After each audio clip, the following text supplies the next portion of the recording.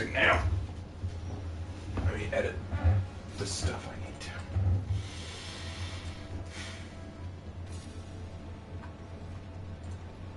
Because you know me. No. Well, that makes me sad.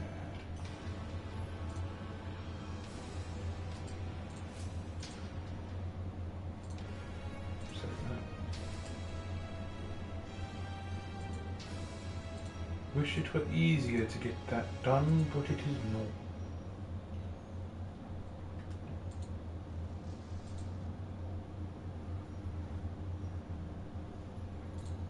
That's weird. There we go. Let me fix this. And then we will begin.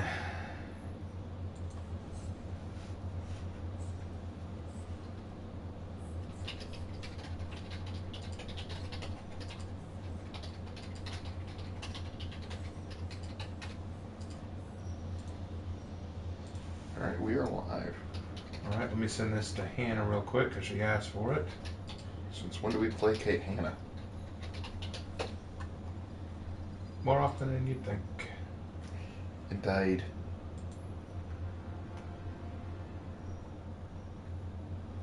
Hello, hello, hello, zombie. It's just a second, guys.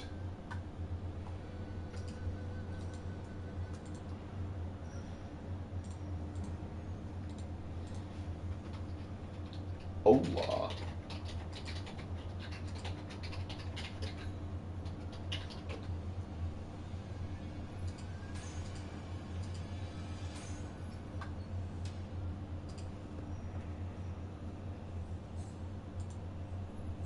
All right.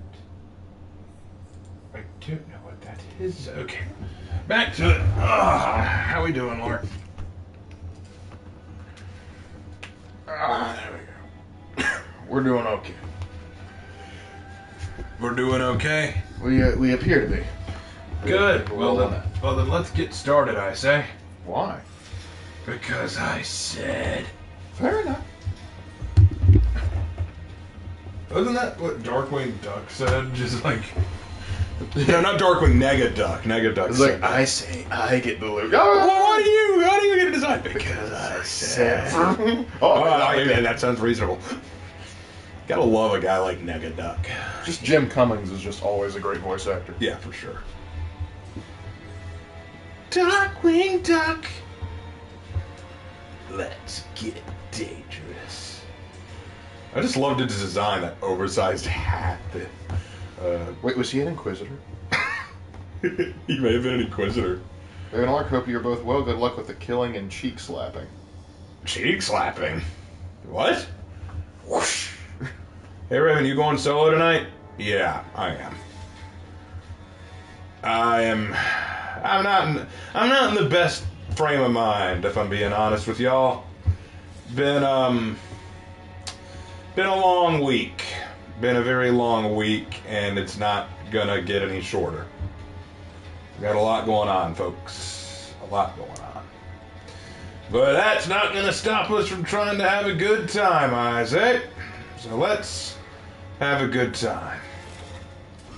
He doesn't mean face. Oh.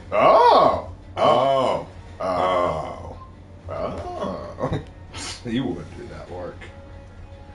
You're going to beat them all so bad it's basically cheek slapping it. We just call that a whooping. We call that a whooping. Love you, Lord Raven. Thank you, Death. Appreciate that. If you can't count on anything, you can count on the sweet embrace of death. Anyway. I feel it's your Raven these days haven't been the kindest. Chin up, brother. I'm doing my best. Or as the Brits say, stiff upper lip. Bottom lip can do it at once, but the upper lip needs to be stiff. Woodline attitude adjustment. The technical term for a spanking. I love the lighting in this load-up screen. It just looks so solid. Like, look at Aramush's hat right there. That's so top tier. And it's on Warlord's shield too. It's just so good. The lighting is so good shield, honestly. That's a good. Yeah, I got that shield. That's a good shield. I think I run that shield on my Warlord actually. Yep, but everyone else been having long weeks too. It has. This week I started my long-term subbing job. It has not been what I thought it would be. I am regretting this decision immensely, but I'm already kind of, you know, it would be very poor form for me to just say, oh, you know what, I changed my mind, and then leave them to find someone else to fill in last minute. I couldn't do that to them. I'm not that kind of asshole. I know some people would. Some people would, but I can't do that. Not unless they just push me to the brink. I'm going to flank on this side. Flank steak? Nope. Nah. Oh, good parry. Hey, happy you don't have my classes to sub for. Some classes, man, they get to you.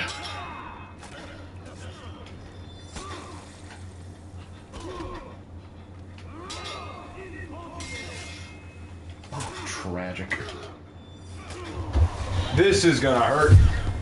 This is gonna hurt. I just love that he just like points at this, like, how could you do this to me? What are you, a glad? What are you, a gladiator? Alright. We got our first killing with Aramusha. Or as some would say, Aramausha. A person's birthday is next week. Well, I hope you have a very happy birthday. Next week is gonna be insane. And Brother Lorcath is here. Brother Lorcath is here. Excellent. Glad to have you. Rodan, disrespectful, lol. The execution. Oh, here comes, Disrespect. here he comes for another round. Incredibly. Oh, crap. Ooh, he was not happy about last time. But will that change anything? Oh, crap. Oh, it might. You didn't go for the free heavy. I'm grateful.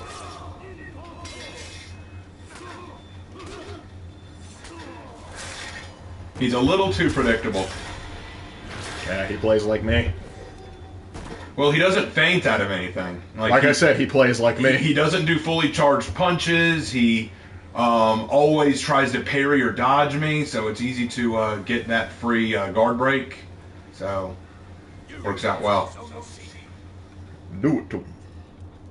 You know I had to It's do not it. that I'm good, it's that he's easier to read.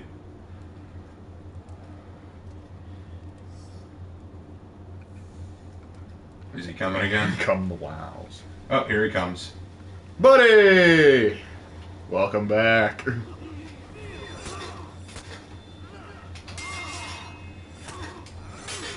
Good parry.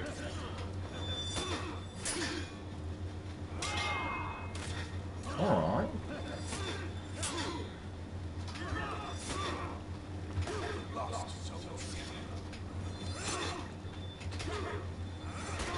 Keep falling for that. Yeah, well, he keeps making the same mistake. Wait, is that him pointing at the foot thing a reference to, not Ace Ventura? What was that character that he played? I forget the character, but I know that it was like Jim Carrey. Yeah, I think it was a Jim Carrey reference. I think that could be a Jim Carrey reference. Although I know that Peacekeeper has a Jim Carrey reference like that. Mm-hmm.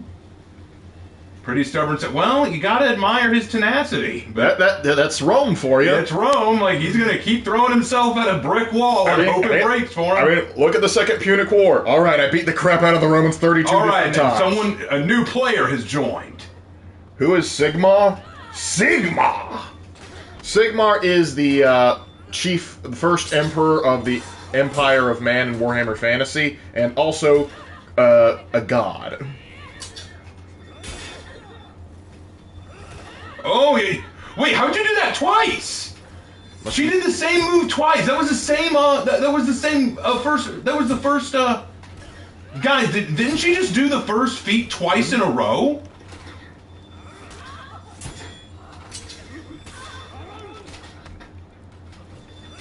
Oh, this Centurion's waiting his turn. Appreciate that, brother. Are you trying Oh, and he's still gonna attack me. I try, Ursa, I try.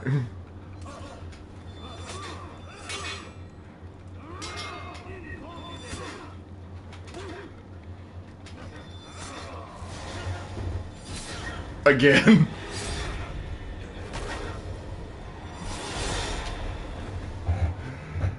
Maybe some kind of. I don't know what it was, but y'all saw it too. She did the same. She did the same first feat 2 times in a row. Y'all saw that. I'm not going crazy, right? Chat, tell me if I'm going crazy. That was not the third feat. She hadn't activated her third feat yet. She hasn't gotten there. How did she do that? Y'all saw that. I'm going to assume Gooby glitched. Either that or she's a PC player. Could she have done some kind of cheat or something? You'd think if she was going to cheat, she would have won.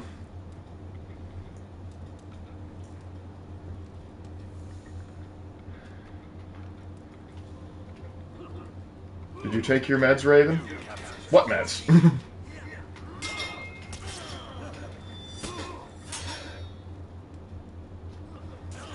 Oh no.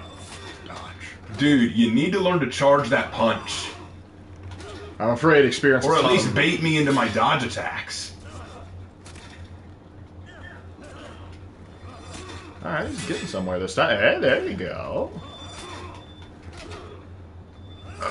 Oh, how could you have let that hit? Oh my goodness.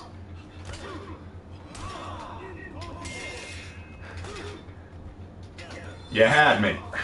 You had me, if but for a moment. Oh, you sly bitch. Hey, Mal. Hey, Mal. Well, Afira had to attack me while my back was turned. Hey, Raven, in terms of weight, who is the lightest hero in Ferrara? Either Shinobi or Afira. I don't know, Peacekeeper. Again, no needs. He wastes wall fight opportunities. He might be a new sense. No, he's a Rep 7 Centurion. You're a Rep 7 and you play like that. Like I said, he plays like me. Wow. Well, even you do your knee strike. Oh, hold on a second. See, I can do that we too. We both got each other. Oh, Sint! I thought Sint was going to wait his turn again. No, he decides to kick me over. All right, Sint. All right, I thought you were going to play nice, Sint. I thought Sint was going to be nice. Apparently. You forgot the Uchiha symbol. All right, Sint. All right, Sint. All right, Sint. All right, Sint. I see how it is. Any mercy I had, any feeling of like, oh man, I don't want to bully this guy, that's gone. That's gone now. You're both going to die. Oh, thank you, Death. I'm doing all right. Y'all saw that! She was about to do her first feat again! She got something like cool that drops the cooldown over that?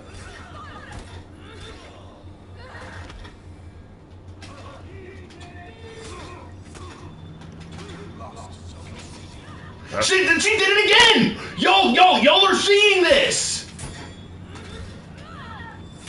Y'all are seeing this! This is not a coincidence! Are y'all seeing that? She threw her first feat twice in a row in that one battle. What is going on? What has she got? What is she loaded with? There's no way. There is no way she's able to throw her feet that many times. Yeah. It can't be a glitch. She is totally... It's not the third feat. I know the difference between the first and the third feat. The first feat is a quick leg grab and then a yank down. The third feat is a coil around the neck and then hurl down. There's something about that. That is not right.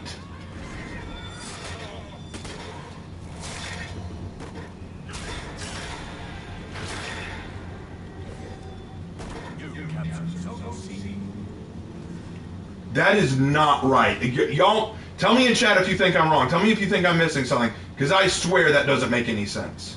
Yeah, they're saying it's either a glitch or it's a hack. There's got to be a hack.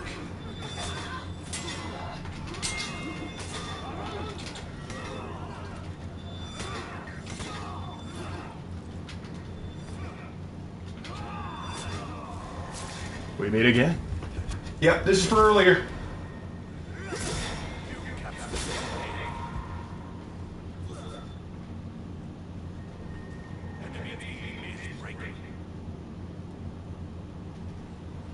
I'm convinced.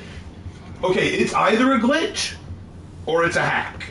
But I'm putting money on a hack. That seems way too convenient. Well, yeah, like a glitch, like it would be one thing if it happened once, but the thing is, it's happening. It's too convenient. She's using it multiple times when she wants to. Like, I genuinely want to count the number of times she uses it in a single encounter. It should not recharge that fast.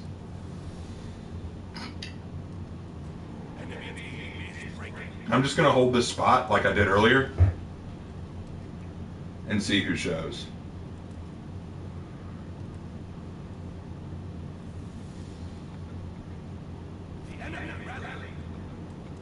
Yeah, they're putting up a fight now. So, Raven, are you excited for the testing ground next week? Yeah, I'm excited. I'm interested to see what they do. I think it'll be very interesting. Guess nobody wants to come.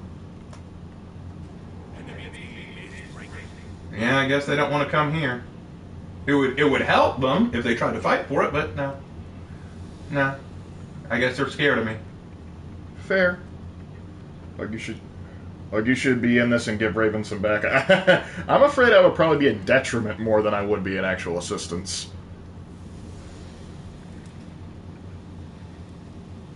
Yeah, I think I'm better served as a moderator for chat than I am as a player. Well, besides, we wanted to get it started quick because we're starting so late. And Lord knows they probably go, "Hey, you played a couple days ago, but we got another update for you." All right, we are doing good. We're doing good. I'm going to run over and try to help out the team. Oh man, this lyrical Phoenix guy is very angry. We've got B. We need to take C in order to turn this around. Oh yeah, I know why they wanted C. Yep, they want to. Warlord wants to ledge. Oh, that all right, there went Scent. Hit him with the arrow. That's one. Y'all count it down with me.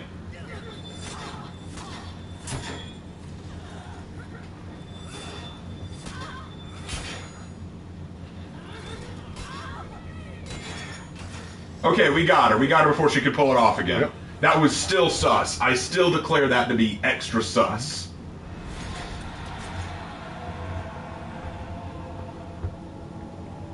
And Lyrical Phoenix quit. He was the one throwing wows the entire match. Wow. Wow. That was kind of sus that she was able to throw that so frequently. Yeah. It felt too soon. It felt way too fast. Yep. Let's see. Speaking of Afira, I can't wait to see your video about where you trash Afira's story, talking about how she's perfect in every way. We'll get to that. We'll get to that. First, what I got to do is work on my April update video, my monthly update video. That'll be coming out first next week. I won't be able to release anything this weekend. Then after that, we'll see what happens. I may do some more Rainbow Six Siege videos or Dead by Daylight videos.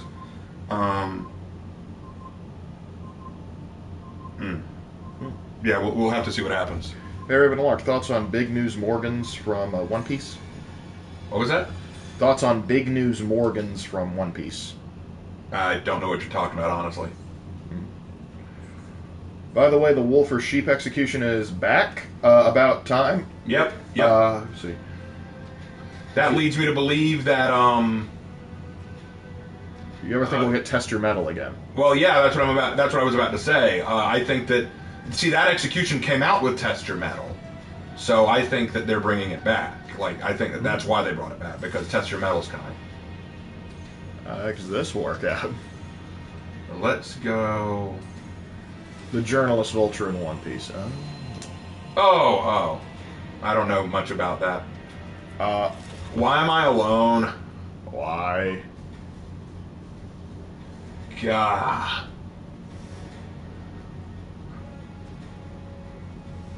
Let's see.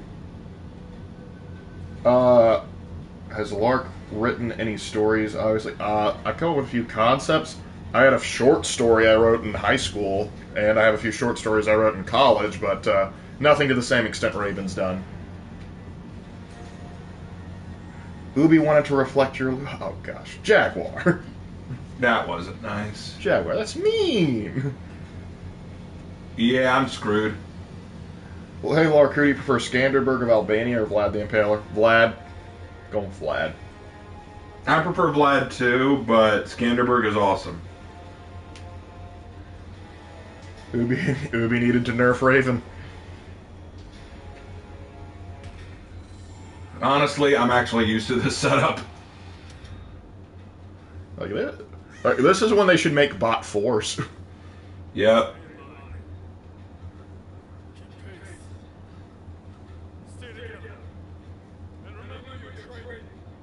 We were trained? Attack! Attack! Attack! Kill them all!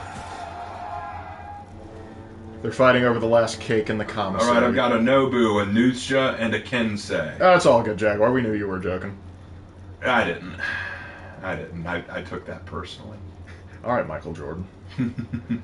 And I took that personally. Alright, let's We see. meet again? Let's see if you pull off that first feat nonsense again. I think probably the way of the glitch, they have to unlock it first, and I don't think there's no way they could have unlocked it this early. Because if they do it this early, then we know dang well they're hacking. Okay.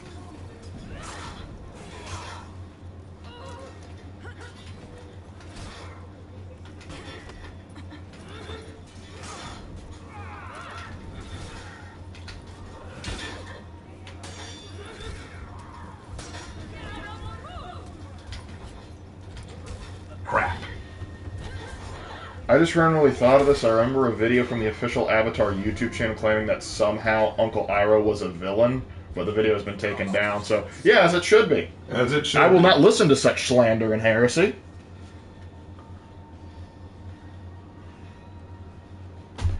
What else you got? Let's see. Jaguar, if they wanted to represent my love life, the game would be called non-existent. Alright, looks like we're gaining a team now. I've got a Warlord. Looks like a Gladiator just joined in. They really should wait to start the match until they actually give you at least another person. How many heroes can bonk? All of them if you know what you're doing.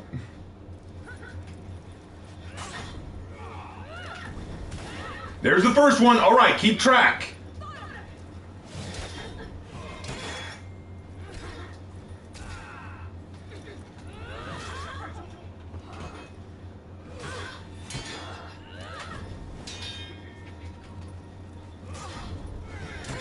Crap. Indeed.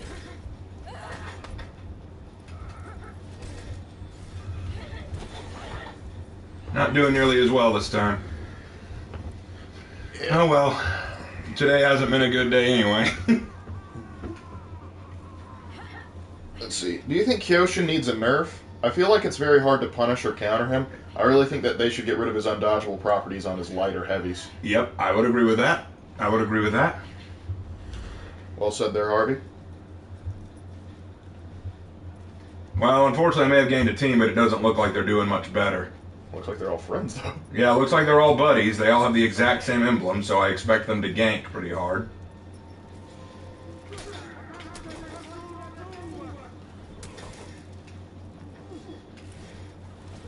Let's see. Iroh's the villain in the Fire Lord's mind. Everyone else is a good guy. Yeah, like you'd have to have a pretty twisted mind in order to think Iroh's the bad dude. Oh, you got a light spamming gladiator with a toe fetish. Nothing we haven't seen before.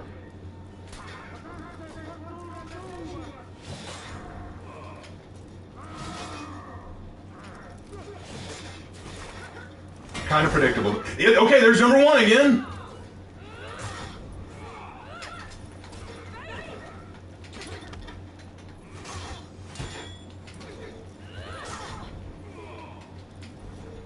I think heavy undodgeable is okay, but I think the light shouldn't be undodgeable. That's fair. Alright, Death, have a good one. All right, later, Death.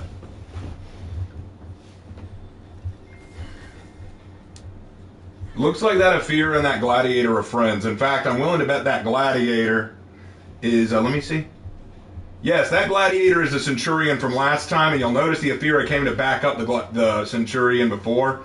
I'm willing to bet those two are friends, and that's why they're sticking together. That is my assumption. That's a safe assumption, in my opinion. That may be why they're backing each other up and why they knew to let them fight me in an honorable one. But I don't expect them to keep to that. I fully expect them to break that vow the first chance they get. Alright, Highlander, you want to help? Let's fight these guys together. Let's go.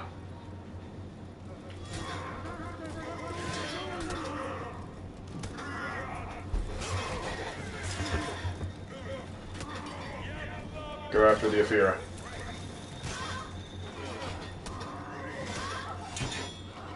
Centuria got the demotion of the Millennium, went from military leader to slave. Oof. Yep.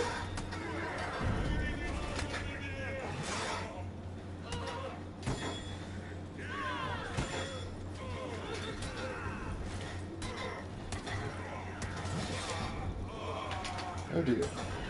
There's number 3. Damn it. Oh well. Raven, have you seen Blood In, Blood Out?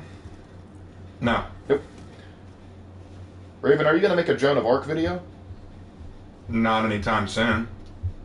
Well, we might put it on the back burner at some point. Give me a few months, maybe. I don't have any reason to right now. There's nothing that's been released that connects to it.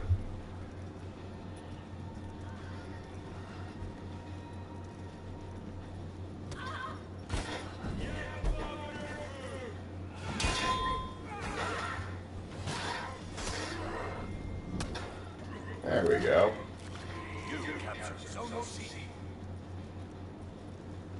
Oh, sorry. Yeah, apparently Blood In, Blood Out is a very impactful movie. It's about 3 brothers. One kills a man to protect one of them, and another accidentally kills his nephew. Dark. That's for earlier.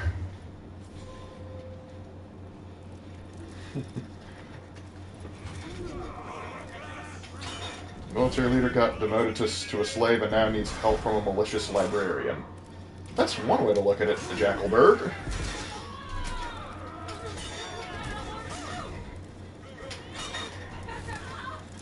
Hey Raven, if you were in charge of For Honor from the beginning, would you go with the original one hero choose your weapon style they were going to go with, or keep the different hero format? Keep the different hero format. Hey there, Hannah. Hey, Hannah.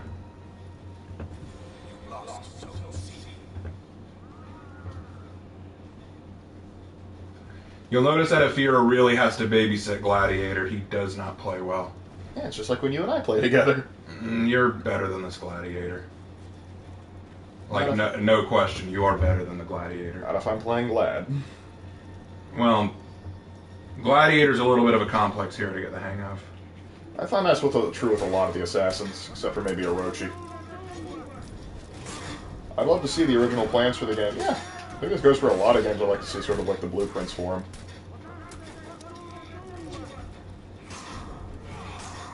What type of class are you subbing for?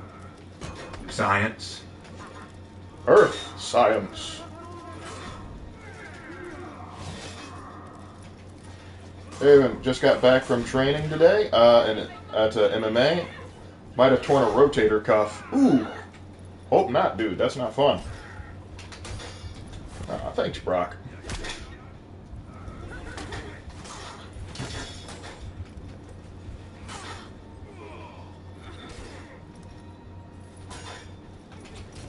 Just constantly light. Yeah. No, that's a level 10? Not even a rep. A level 10 Aphira? If they're already a hacker, I don't think we can put Smurf out of the realm of possibility. Yeah, they're either a hacker, Smurf, or both. I'm willing to bet what happened is this person created a Smurf account specifically to help their lower level buddy train, so they would get put in matches that weren't as high rep, so they wouldn't be punished as much. I'm willing to bet that's probably the story behind that.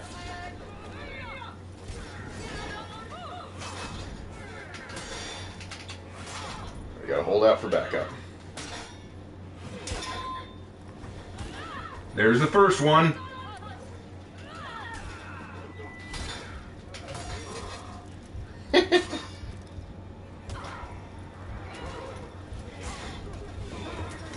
Run away now. Alright guys, Waster. Waster now. There we go. My tactics going into melee games like this, sword goes swing. Thank you, Rod, and that's mine. That's a whole dang clan right there. Yeah, they're a clan. How's the teaching going? Hate it. I'm not gonna lie, I hate it. This is not what I thought it would be, and I really regret doing it now.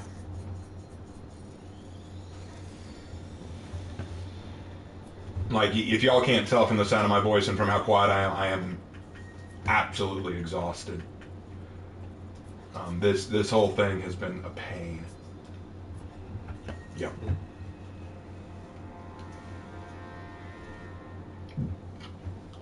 The kids mostly. The kids. I don't hate the subject. Science. Science was never my subject, but the kids are the worst.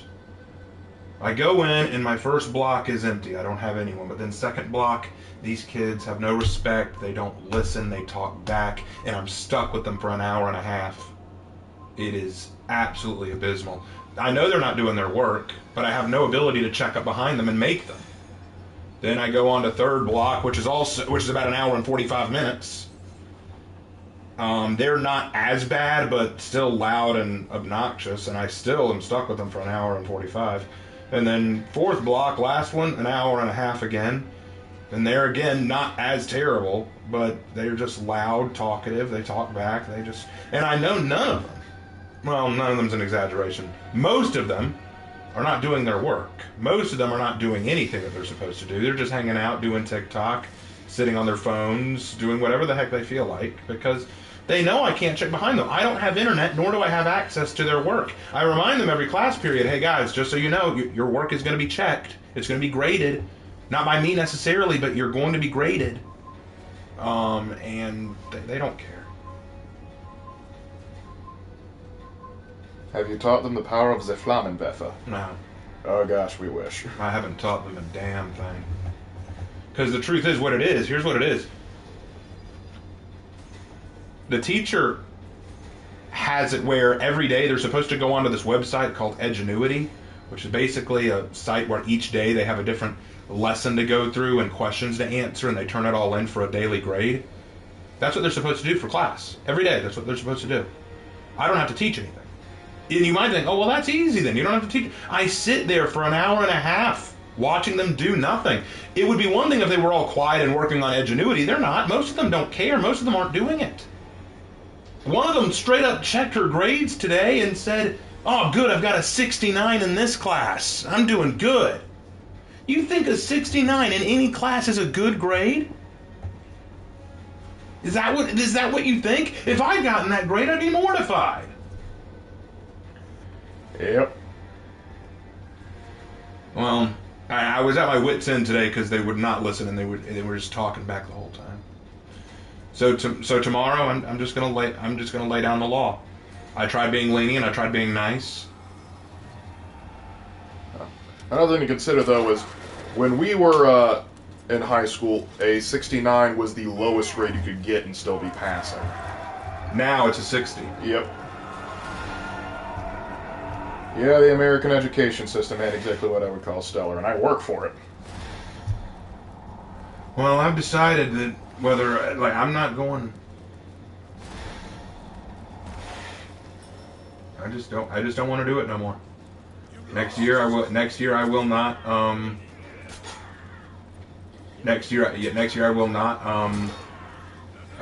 Do subbing. I'm not partaking in this gank.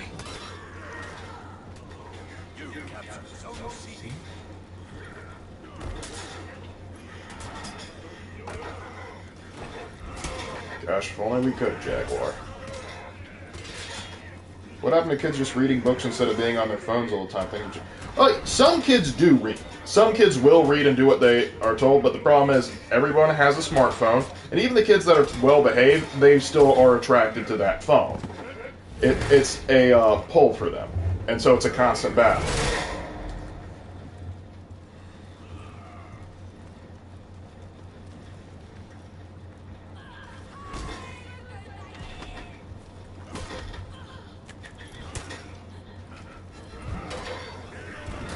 Y'all have fun with this. I'm gonna go take a zone.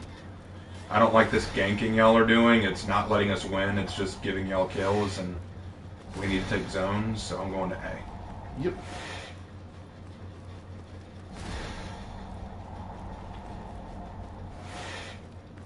Sometimes I wish I was born in the past. At least those kids were more mature. To a degree.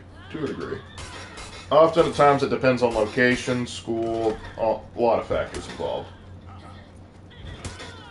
When I was at school, our work was checked every 10 minutes in class. You think any of them know about the YouTube channel? No. No, and if I can help it, they never will. Typically we try and keep our YouTube career and our professional lives separate. I'm surprised she went over. Gotta say, I work at a Christian college at nighttime security. I thought I was going to have issue, but the students are surprisingly polite and cooperative. Well, I hope at a Christian college they would put up, they would be model students. You would think so. But also you got to consider at a college, too, particularly, those students are there by choice. When it comes to colleges, you get two kinds of students. Students who want to be there and are paying for it, and others whose parents are making them. But at a Christian college, more likely the students want to be there because it's a Christian college. A lot of the kids who go there have values that they want to uphold. So, yeah, that's a part of it. How am I the only one who hasn't died? Probably because I'm the only one working objectives and not just working to fight. Probably.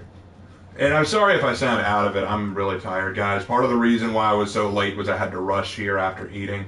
I took a nap today after work, and then after Lark left for his meeting, I took another nap, and then I woke up late, had to get food. Took longer to get food than I thought, got back late. I'm worn out. And then it's only going to get crazier because tomorrow, Mom and Dad are coming over to visit.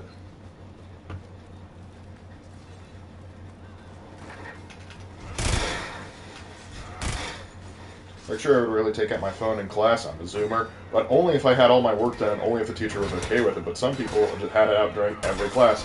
Yep. In my line of work, I have one class where I typically confiscate at least 2 or 3 phones a period, sometimes more. I give them one warning, say, hey, I can see it, put it away, and if I see it again, it's mine.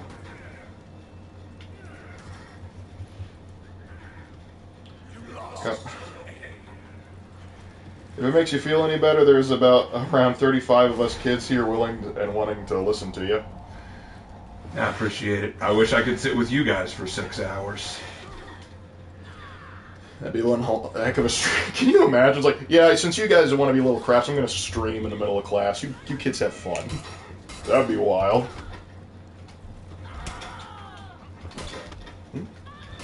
Creating your own writing lesson? Yeah, we have Raven's writing rooms, Rob.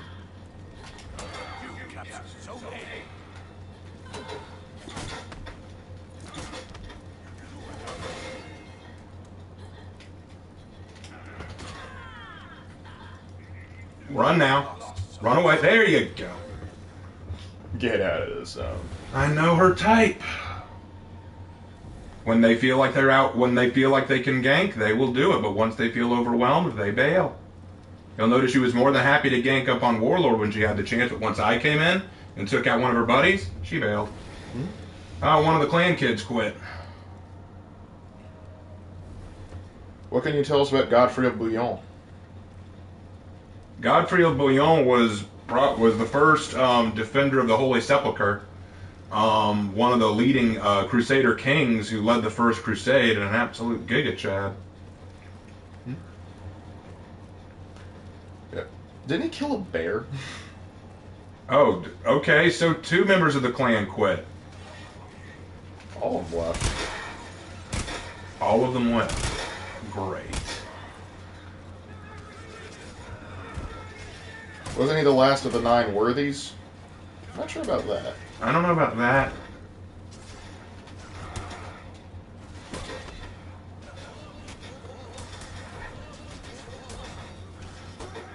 Like, I don't know why they all left. They were... No, there's one still here. Oh, okay.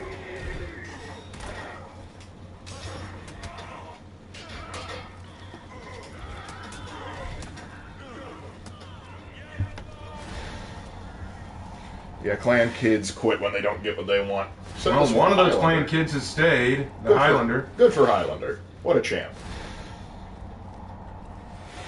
Gonna heal up. The Shugoki in his natural habitat. I've seen a lot less dodge attack happy players. New update working as intended, lol. Yeah, pretty much. People are having to think of new ways to fight.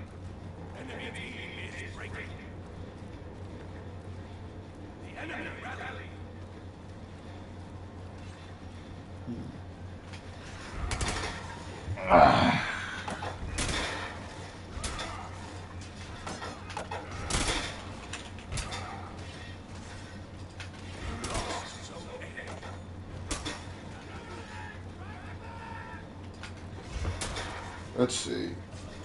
Oh, look, Lark Shigoki's home is in the cafeteria. No, that's where he works. But what kind of restaurant would he camp out in?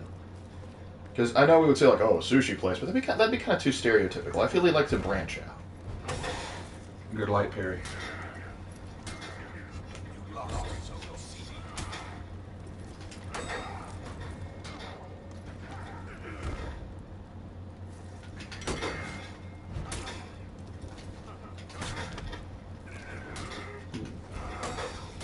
Texas Roadhouse ramen stand.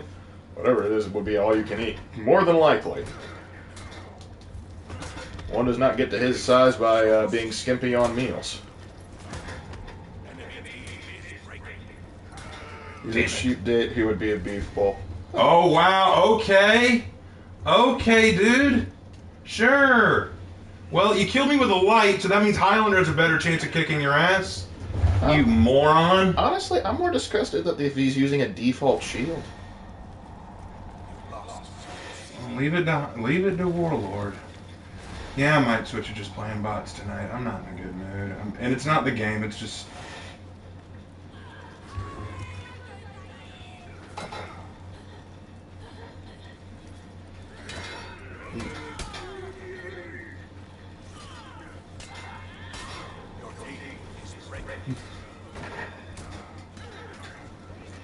Raven, have no worries. I'll send you the old school Mexican teachers and parents into the school no matter what gender, race, or age. They'll pay attention. I have a few of them. Some of them definitely will.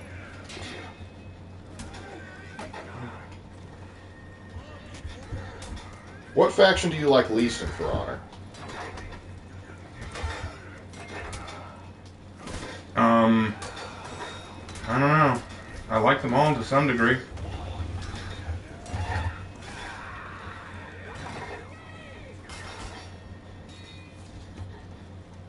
I mean, I think they're all cool to some degree. I don't really hate any of them.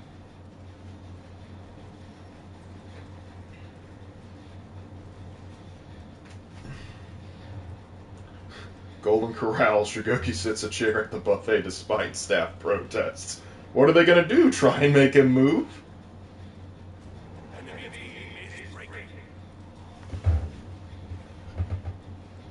Out of the Elder Scrolls Daedric princes, which one's your favorite? Sheogorath. Fair.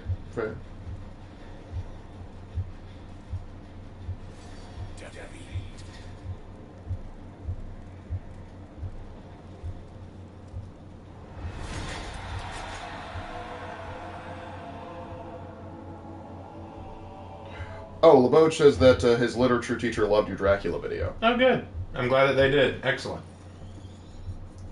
All right. Considering the time, I want to switch over to Breach. Yeah. Aaron, since you plan on doing a video on them, can you give us a preview into the Spanish Inquisition video?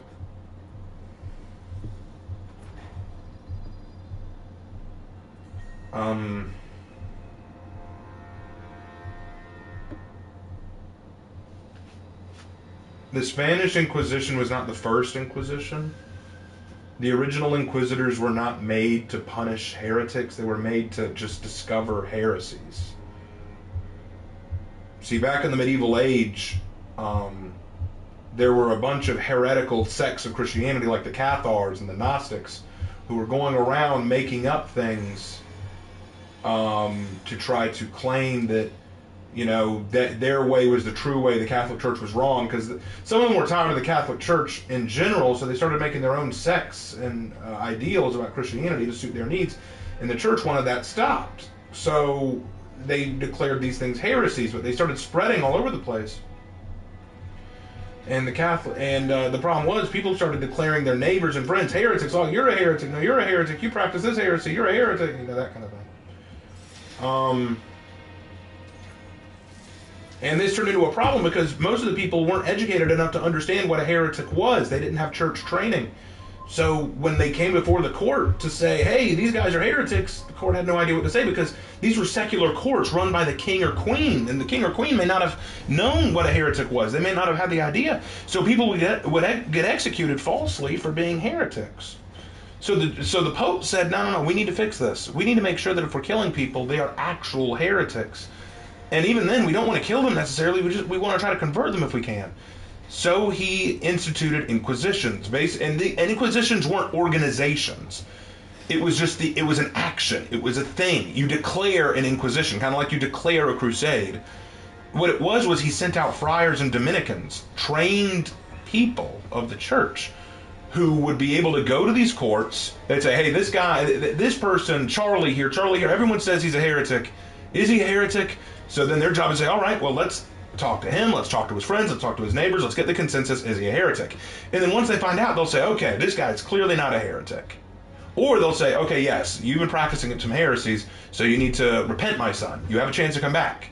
And if they do, great, problem solved. If they don't, okay, well, then in that case, you're excommunicated, and we're going to hand you over to the secular court, and they can decide your fate.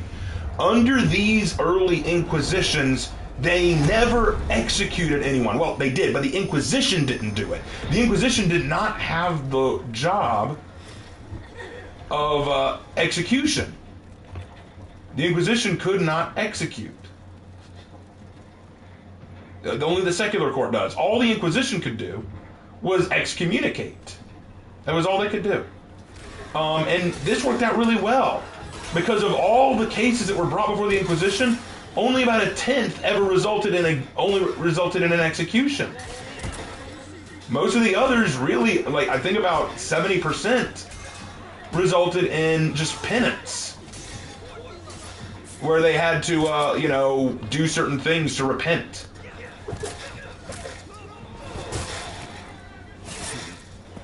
The Spanish Inquisition was not one of these inquisitions ordained by the Pope.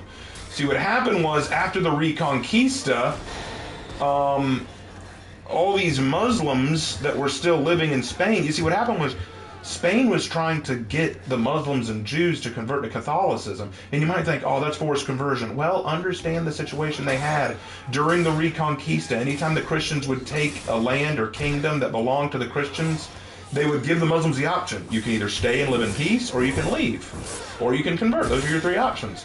And many Muslims would stay and live in supposed peace until they saw an opportunity to revolt, in which they would, and then they would start hurting people. And there were plenty of places post-Reconquista where Muslims would see an opportunity to revolt and fight back and hurt, and they did. And so the king and queen, Isabella and Ferdinand II, had to say, all right, we got to put a stop to this. So, you know what, we're not even giving you the choice. You either get the hell out, or you convert. Those are your options. And the Muslims said, oh no, we don't want to leave. This is our land. We want to take it back. So they pretended to convert. They practiced what's called taqiyya. They basically faked their conversion. They faked friendliness. But anytime they saw the opportunity, they try to lash back, and then they go, oh no, we're good Christians now. We've totally changed our ways. We would never do that, So it turned into this real big problem. So they said, all right, we want our own Inquisition. So they said, Pope, give us the permission to start our own Inquisition. And the Pope said, I really can't do that. I can't get you those resources right away. I have other things to do to deal with. And then Spain said, okay, well, guess what? We know that you need our soldiers to keep fighting the Ottoman Empire. We'll recall our soldiers if you don't give us a permission. So the Pope said, all right, fine, I'll give you the permission to found your own Inquisition. So they founded the Spanish Inquisition. The problem was, these Dominicans and friars that they brought onto the Inquisition were bought and paid for by the Spanish king and queen, and the leader of them was a guy named Torquemada. And Torquemada was a harsh, fierce zealot, and he did not follow the rules of the Inquisition like the Pope had decreed. And the Pope kept trying to say, hey, y'all got to stop doing this. Y'all are torturing people. Y'all are executing people when that's not your job to do it. That kind of thing.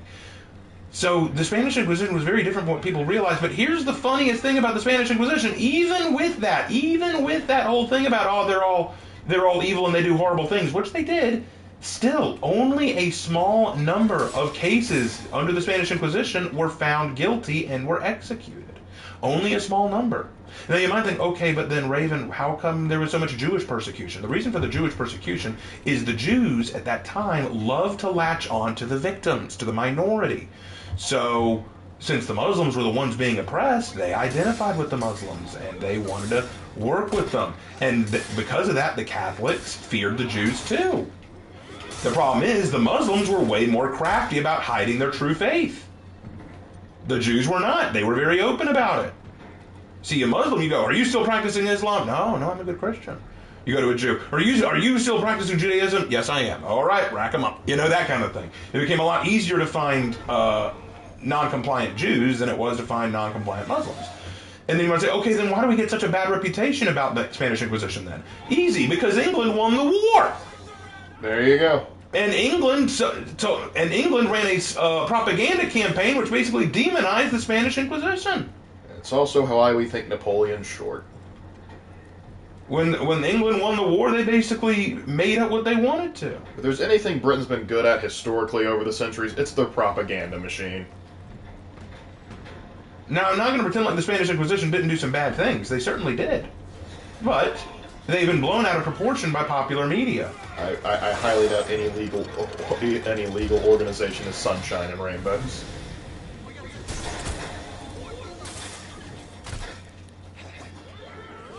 Yeah, I see you're restraining yourself there, Rhoda. But that's all I'll say about that for now. I've probably told too much as it is. Hey Raven, which knight in For Honor has the best grip? Lawbringer. Yeah. Oh, bro, chill. That execution stuff's too harsh. The Spanish Inquisitor. Okay, I won't do it again. Just kidding. I'm going to do it again. Pretty much. History's written by the victors. Actually, it's written by historians. Who happen to work for the victors. Yep. Evening, gents. Just got home from a historical society meeting. Cool. These guys were bad enough to declare, or to get me to declare it boring, and I'm the guy who watches History Channel documentaries circa 1997 for fun. Ah, one of those. They do exist. Hey Raven, thoughts on the Salem witch trials? They were definitely trials. Kind of dumb. Kind of dumb, really. Yep.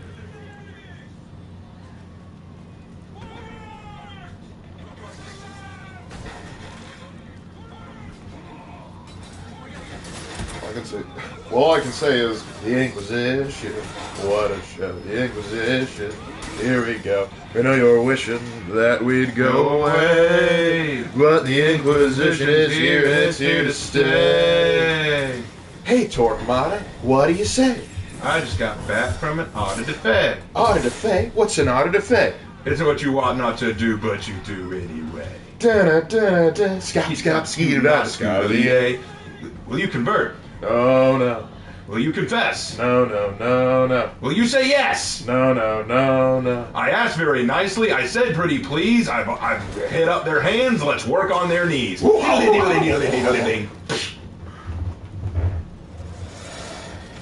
that we've heard that song before. Never heard it before. It's a good song.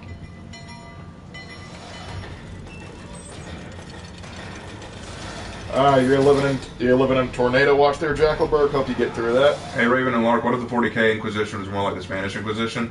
Where do you think they got the idea for the 40K Inquisition? They basically took the Spanish Inquisition and said, let's up that to 1 million. Honestly, in certain cases, that it might tone down the Inquisition. It would tone down the 40K Inquisition, because here's the thing. They have a guy in 40K Inquisition, Fyodor Karamazov, who's based off of an actual Inquisitor in Russia. Well, close to Russia anyway. And this guy, Fyodor Karamazov, in the 40K universe, he's an absolute dick. If you get brought to him and you're found guilty, he kills you. If you get brought to him and you're found innocent, he'll execute you anyway for wasting his time. He's a jerk. But I'm sure they think that the Spanish Inquisition worked that way. Yep. The musical number sounds like it's from Horrible Histories. No, it's from, I can understand where you get that. It's from History of the World, Part 1, from Mel Brooks.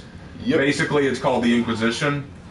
Mel Brooks plays the role of Torquemada, and they turn the Inquisition into this, basically stage show. Like, it shows them walking out, like, in this torture chamber. Then all of a sudden, Mel Brooks rolls down in his red robe, and then all of a sudden, all the Inquisitors come out with him. The Inquisition, what a show. The Inquisition, here we go. We know you're wishing that we'd go away, but the Inquisition's here and it's here to stay. And of course, like, it was very funny. It's very much kind of poking fun at the Inquisition. Next for honor lore, the Horkos witch trials. To be fair, Games Workshop is an English company, and as we said, England demonized the Spanish Inquisition. Yeah, that does provide some context. Although one thing I'd argue is that the Inquisition of 40k is kind of necessary. Yeah, it is necessary. Like, can you imagine if we didn't have Amberley Vale? And I would also argue that the Spanish Inquisition was necessary. Yes, absolutely. I know it did awful things, but I think it was necessary. It sure as hell helped in keeping the fake converts under line. And did they do terrible things? Of course they did, but imagine what would have happened if they hadn't been there. But what of the French Inquisition? The French Inquisition? They had a French Inquisition. Oh yeah, they did. I actually had to do a case on one of them, or look at a case on one of them. Yep. Ironically, it wasn't of a religious nature, it was completely secular, but they had to call the Inquisition in because it was so convoluted. First recorded case of identity theft. For those of you that want to know, it's the trial of Martinguer.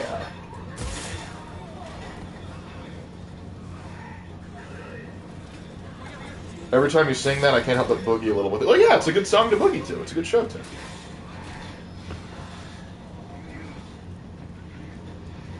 I agree, though. Both Inquisitions were necessary. Slightly out of hand, but necessary.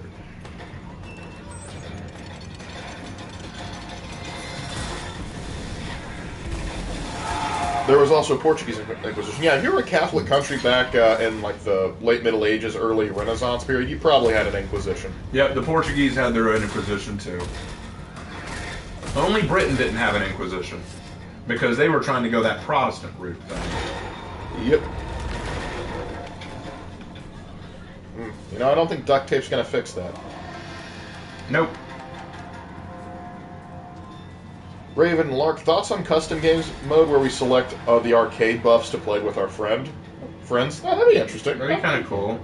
What about the Roman Inquisition? There's a reason you don't hear much about it, and that's because it was actually very brutal. See, the thing is, since Rome is the heart of the Vatican, where the Pope is, heresies there were considered way, way more dangerous. So usually that resulted in a very harsh sentence, especially when you consider there wasn't quite the same kind of secular court. The secular court there was run by Roman nobles who really wanted the Pope to like them, so they were very quick to say, let's make sure the Pope likes me, kill this heretic. And also keep in mind that the Papal States controlled a good chunk of Italy back in the day, and that was under the direct control of the Vatican. Brits had more concerning issues inventing the divorce procedure. Some guy named Henry VIII. Oh, I'm Henry VIII, I am. I'm Henry VIII, I am.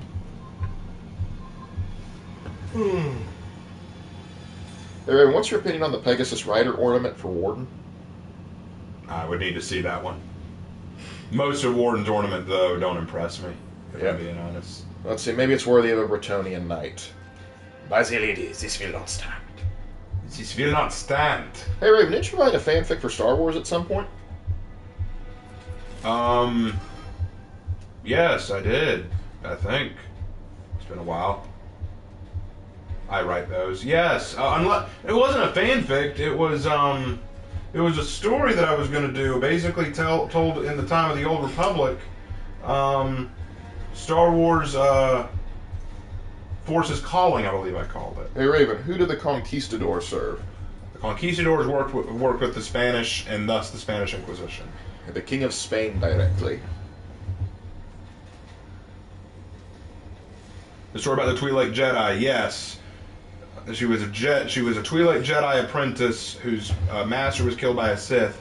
She wants revenge, but revenge is not the Jedi way, so the Council won't support her. And she obviously can't go to the Sith, so she tries looking for answers and stumbles across a planet where a Force sage lives who used to be a Sith, who decides to train her to help teach her how to fully understand the Force, but to help her avoid this path of revenge. But inevitably, her path crosses with the Sith who killed her master anyway, and she has to apply what she learned from the sage, and thus reveal that she was training to be the next sage.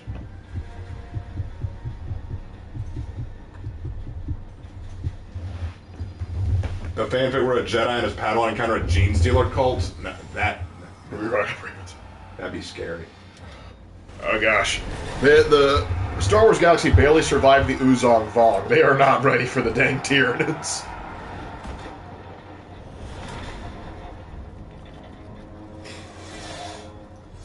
They're even like, who was the best king and queen of England in history?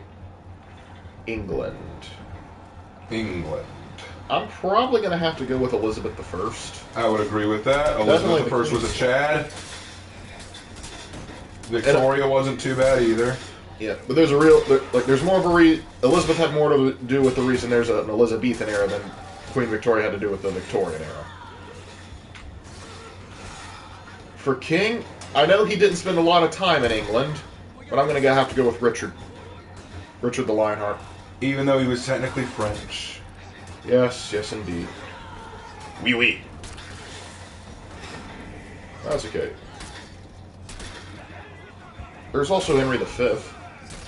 Apparently he gave a good speech. Yeah, he gave a really good speech.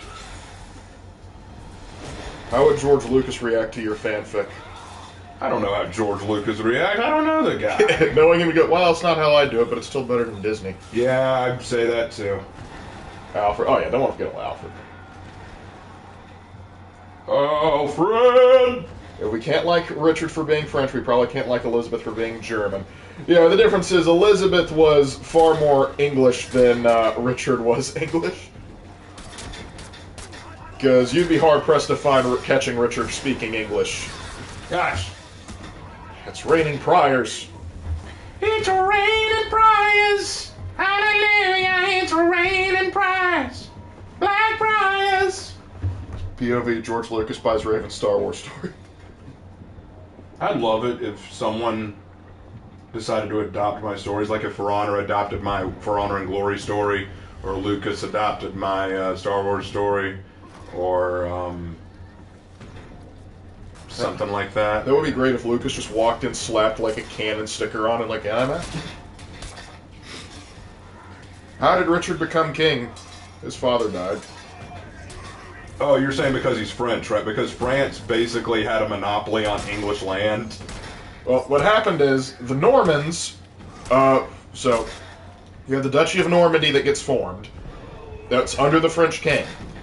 In 1066, the Duke of Normandy has a claim to the English throne. Right. The last king of England dies without an heir. And so there's three guys fighting for the throne. You have, Harold. Harold Godwinson claims the throne because he's Anglo-Saxon. But then you have the Danish king come in and try and take it. He fails. Then there's the Norman conquest, which succeeds. Harold dies, and William is crowned King of England. Richard the Lionheart is a direct descendant of William the Conqueror. So King Richard is Batman. Sure, why not? Tolkien and Lewis really hated those Norman guys. Well, they were big fans of the Anglo-Saxons, so makes sense.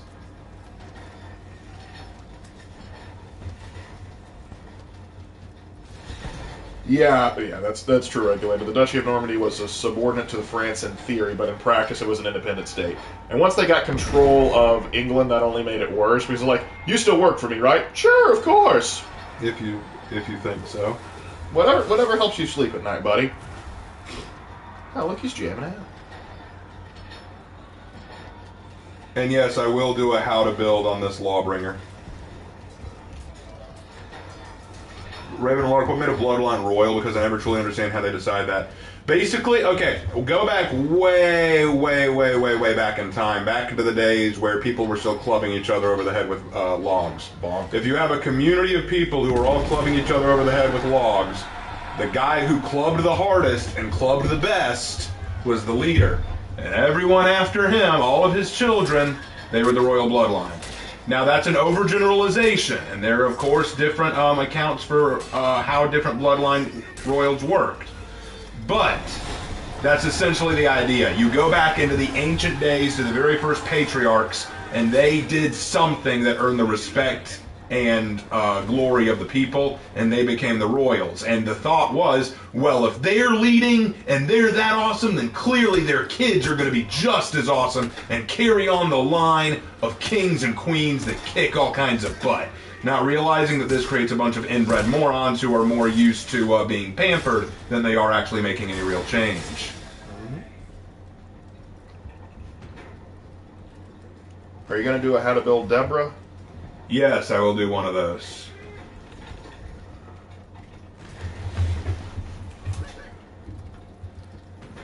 What do you call a witch at the beach? A sandwich. But Ha. Raven and Lark, what's an inbred? What's so bad about it? Okay. Would you date your own sister? Would you date your own cousin? Would you date your own sister? Would you date your own cousin? Would you date your own niece? Would you date any of these people? If you answer yes, you are creating an inbred, because an inbred is a person whose family tree does not fork. Yep. And the problem with that is, genetically speaking, it ain't good. Look at the Habsburgs and the famous Habsburg chin. You see, the thing is, genetics means that you need different bloodlines and different genetic code to create a new person that is properly functioning. If you don't get differences in that genetic code, it's as close to cloning as you can get, but it doesn't create a complete human, and mental and physical deformities are going to start happening. It ain't pretty. Now, it may not happen in the first generation, but if you keep doing it down the line, you gonna notice it. Yep, because there was like one inbred monarch, I think it was Charles V of the Habsburg house, that like my favorite quote on him is, he baffled Christendom by continuing to live.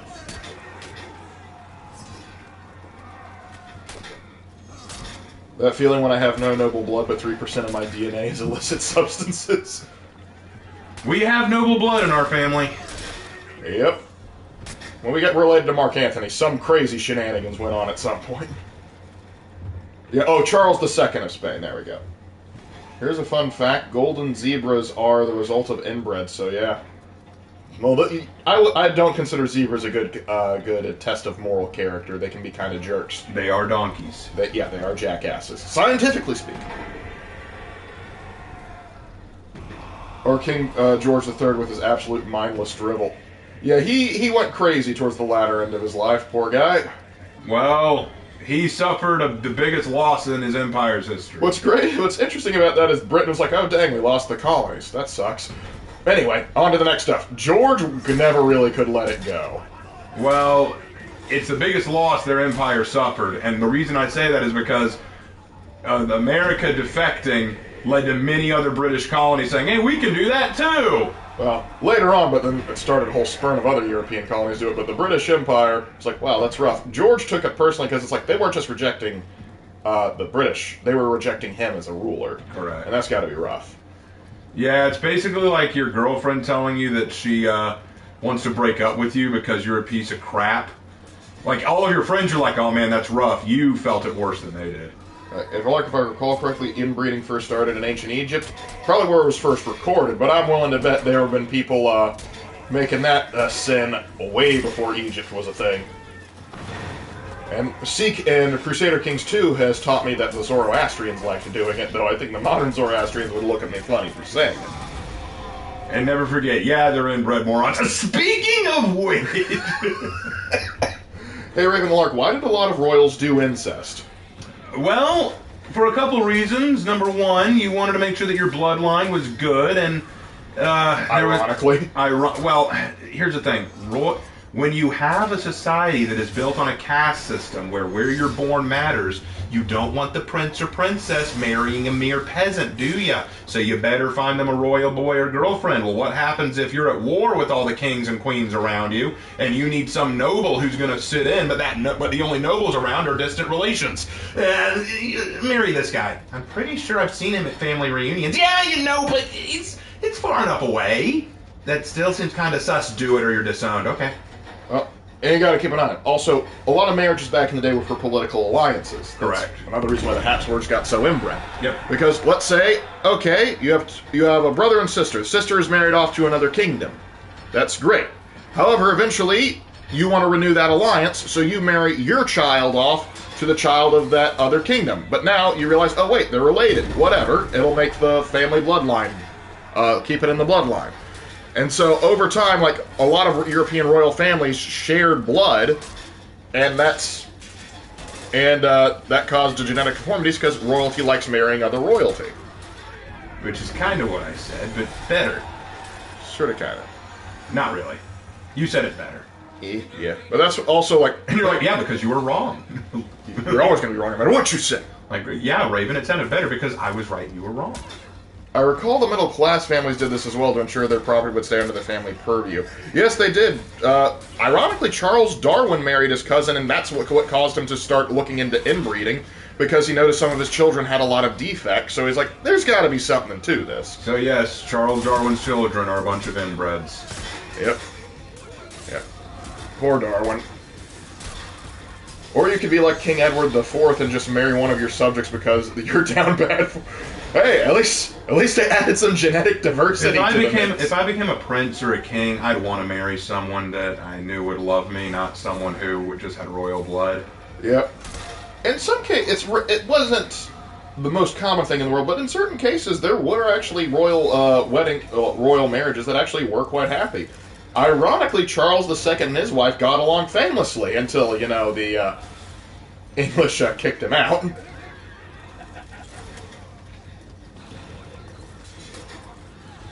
It very much depends on the royal family.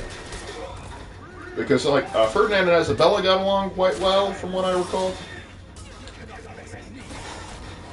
Hey, Raven and Lark, what was the rule of German, Russia, and Britain in World War I where they were all related?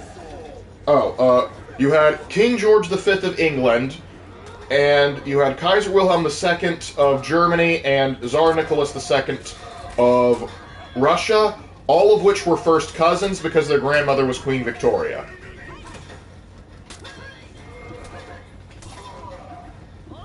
Queen Maria I of Portugal, first regent Queen of Portugal, went mad due to a combo of personal tragedies and her family's inbred bloodline. It didn't help that her husband was her paternal uncle. Yeah, that would mess you up. Oh no! If I were a king, I would choose a woman who wouldn't betray me. You know what? You might have a hard time finding one of those.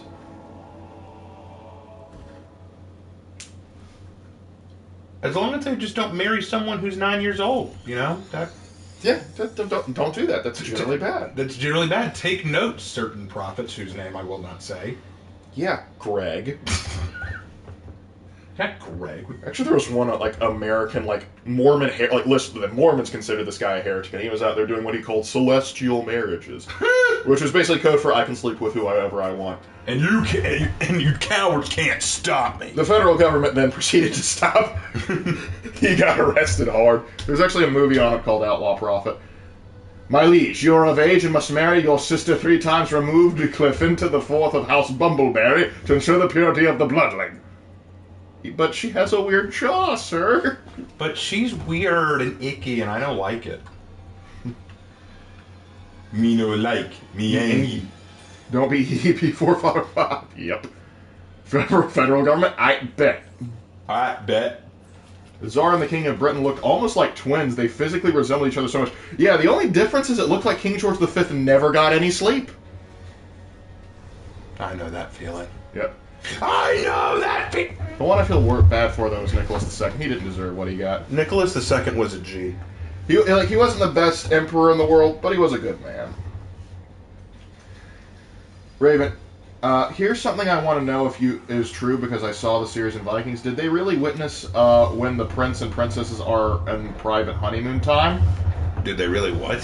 Did they watch them consummate the marriage? Who? The king and queen?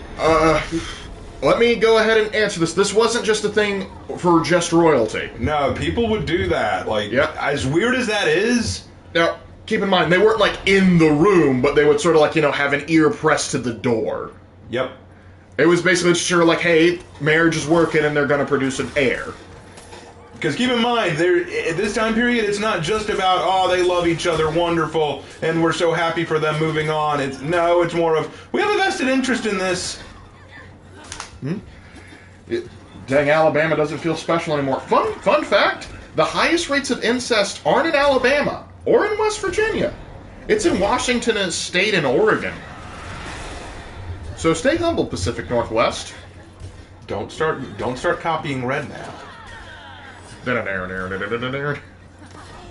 It's been expanded from Alabama, pretty much any state that starts with the letter A at this point. Alaska, no! You know, I haven't played a Fira in a good long time. Yeah, maybe next one. I've been trying to play other characters. Would you rather be a Templar Knight or a Teutonic Knight? Teutonic, probably. I mean, I love the Templars; they're awesome, but the Teutonics. They don't require you to get into banking. Not only that, but their drip is on point. You like the wing helm? Dude, the wing helm is awesome. But honestly, if I had to pick one that, we're related to the Hospitallers. Yeah, sorry, Brother Lorcath, hate to be the guy to break it to you. He's like, wait, my state is known for the highest incest rate. I didn't know how to tell you this. The Sweet Home Alabama meme will still live on. Yep. Sweet Home Alabama. Where the skies are so blue. Fun fact, no member of that band is actually from Alabama. I don't want to get burned alive, so no Templars. It depends on when you, do we setting a point when we can join? Yeah, well, when are we allowed to join these guys? I'm not joining them when they're banking. Ravenlark, what medieval weapon would you own? Better question, what medieval weapon don't I currently own? A mace. A longsword. Well, I have a longsword. It's a sword that's long. If you're asking what my favorite is, it's the longsword. What about Nevada? It's my home state. I don't know about Nevada's. Did you know that Queen Victoria had 9 children? Yes, I did. Yep. It's actually a well-known fact. Oh, yeah, that's right. So I think they have an app in either Greenland or Iceland that you can tell if you're related to the person you're dating. Yeah, it's in Iceland because they have such a low population that they need to make sure that they're not, getting it on with the family. Raven, you don't have a bolter. We said medieval weapons. Bolters are not medieval. But bolters aren't medieval. There's some poor guy thinking the Templars were shooting Saracens with the bolter. All right, we brought in the Templar. Oh, what, those Knight Orders? The Black Templar marches out. Ah! Raven, where's your trebuchet? That's not a weapon, that's artillery. That's a difference. Thankfully, I'm from Mary Crab Land. Mary Crab Land. Oh, Maryland, yeah. I always say it's a Maryland.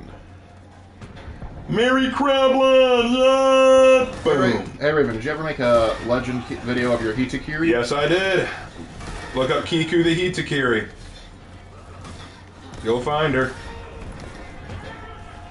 I was wondering if either of you watched the channel Overly Simplified about history and what you have opinions on it. Oh, I love those guys. Yeah, they're good. They're good. That guy's great. He's very funny. He doesn't get everything right, but he gets like 90% of it right, and so I will actually use his videos in class because the kids love it. What about a crossbow? I do not have that, granted. It'd be hard to get an actual medieval crossbow. Son. Put a bayonet on a crossbow? What heresy. Hey, Raven, what is my state known for? It's Nevada. Gambling. Gambling, mostly. Oh, and being the refuge that a lot of Californians flee for. Like California gets sick of their state. Where do we go? Texas is too far away. Let's go to Nevada. To which I can only imagine. We'll try to ruin that one next. Hey, Raven and Lark, is it true that Gandhi did really weird things? Yes. Yeah, he did. He did very strange things. He had this weird belief that he could gain power, like spiritually or something, by sleeping next to little girls. Not doing anything to them, but just by sleeping next to them and not doing anything. Yes, he canonically thought that if he slept next to enough little girls over time, he could defeat the British with a Kamehameha. Results were still pending when he died. Florida's known for Disney and Florida Man. And bath salts. And bath because salts. of Florida Man. So. And alligators. Like Abigail, yay! Area 51, Las Vegas, and government overreached. Yeah, Jack the Eastern is right.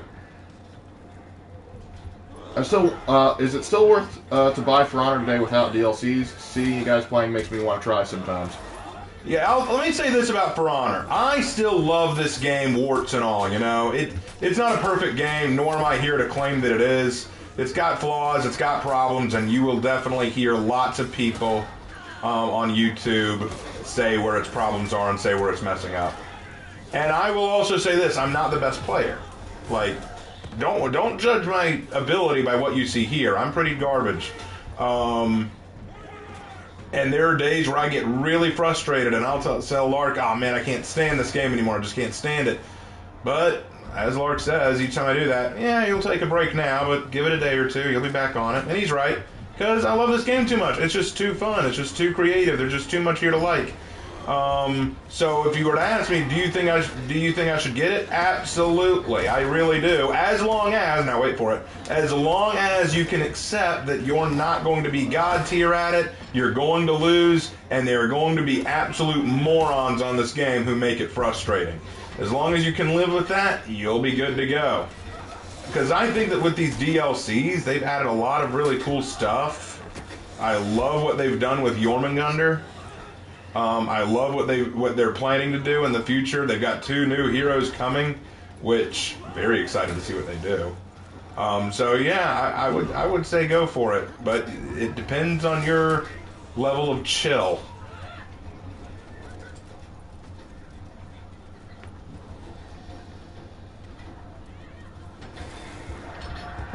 What's your favorite beverage?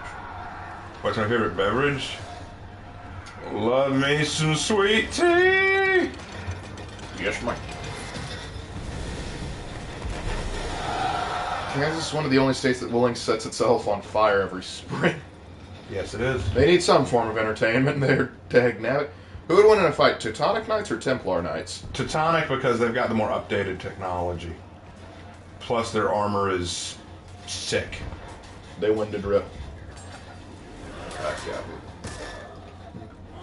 The difference between the Templar Knights and the Teutonic Knights was the Templar Knights eventually settled in the Holy Land while still serving the faith. The Teutonic Knights were on call, like when it was time to do the crusading against in the Baltics. They were just waiting. They're like, give us the excuse. Eyes glowing. Like, we heard you were messing with merchants. Why do you think people try to actively kill the game? Because people want to complain. It is much harder to be positive about an experience that is flawed than it is to be negative. When things go wrong for you, when things go bad, it is the easiest thing in the world to go, I don't like it, and then blame everything on the game and everything that happens. It's easy, rather than look at what could be changed, what could be altered, what could be improved, rather than stay positive and optimistic, it's just easier to say, no, it's all bad, forever, amen. Like, it's never going to be good, the developers hate it, they don't, like, I never understood this idea, like, some of the arguments that I hear from people, they only care about making money. Well, gee willikers, it's almost like you need money to keep the game going. I wonder why they would ask you to buy things in this game. It's just a money grab. Well, gee willikers, like, God forbid they actually need money to keep the game running. I just can't imagine that. And then they'll also say, the developers just don't care. They just don't care. Yes, you're right. They don't care. Obviously, they don't care. That's why they do testing grounds constantly to try to update characters and fix them. That's why in the last 3 weeks since the season went live, they've made a patch update each week to try to fix the problems we've been noticing out. But no, you're right. They just don't care. It's because they don't care. It couldn't possibly be because they sometimes misunderstand what the players need. It's not like there's a difference between the competitive side and the casual side of the game. No. They just don't care, obviously. But you see, they don't want to, they want to say that because they don't, because if they can make up a good reason to be mad and angry, they can pick someone to be angry against. That's why I laugh whenever someone comes to my stream and says, or not this stream necessarily, but in my, like, any of my streams, and says, people still play this game? Yeah, they sure do. They sure do. And apparently there are still people who go to streams who make fun of people for playing this game. Who's more sad in that scenario, I ponder? Who's the more pathetic creature? The one playing the game that is dead, or the one going to other people's streams to tell them that the game they're playing is dead? How sad is your existence that you take more entertainment out of making fun of people for playing a game than people who actually play the game? Whose existence is more pathetic in that scenario? It's a good question.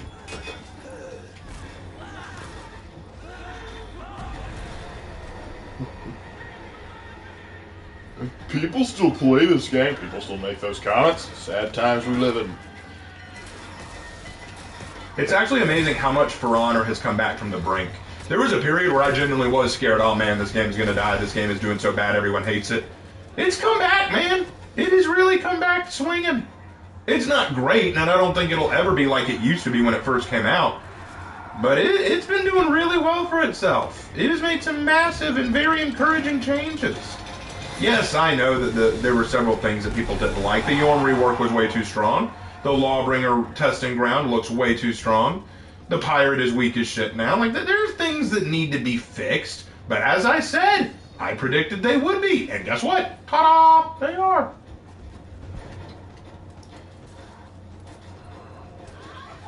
Call me a prophet. I predicted the future. Hmm? Hey, Raven and Lark, what person in history is most wrongfully demonized?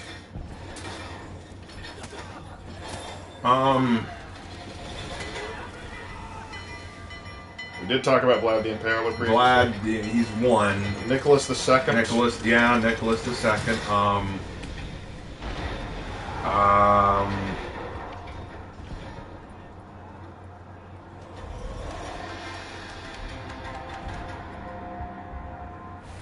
Yeah, those would be the ones that I'm picking. Well, probably. I can't think of anyone else off the top of my head. At least none that don't deserve it.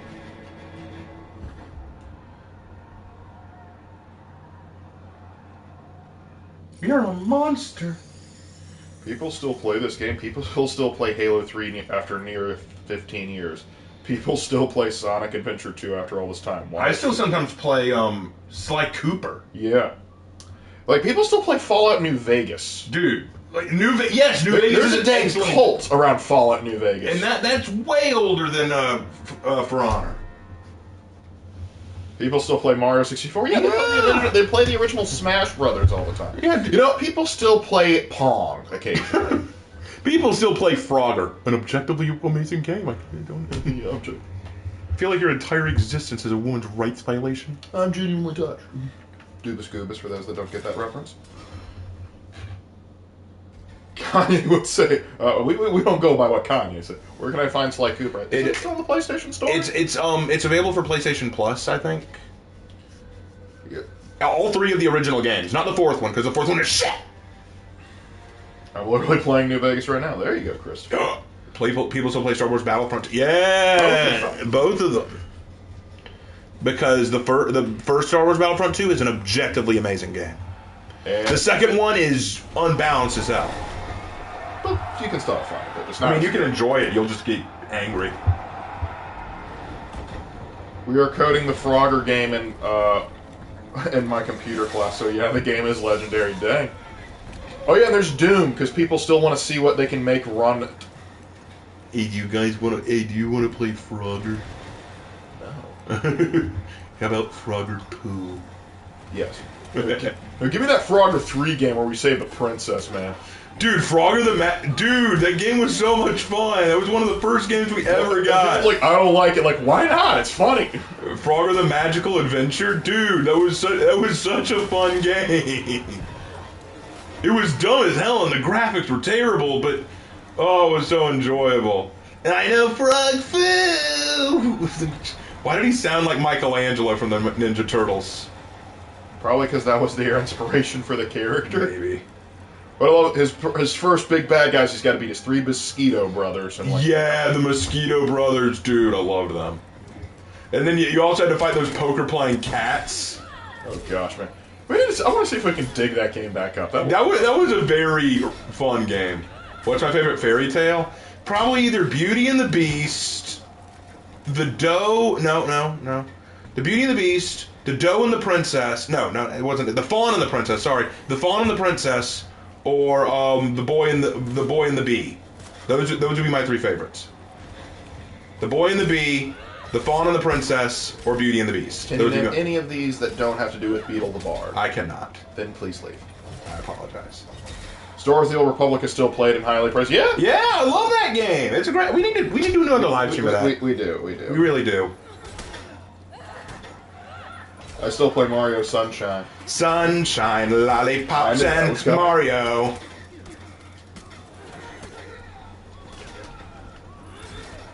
Oh dear. Let's see.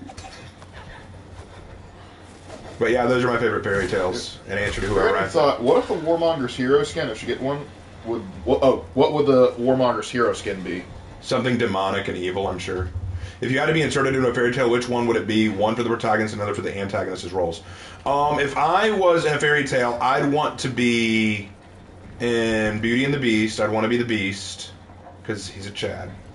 And if no.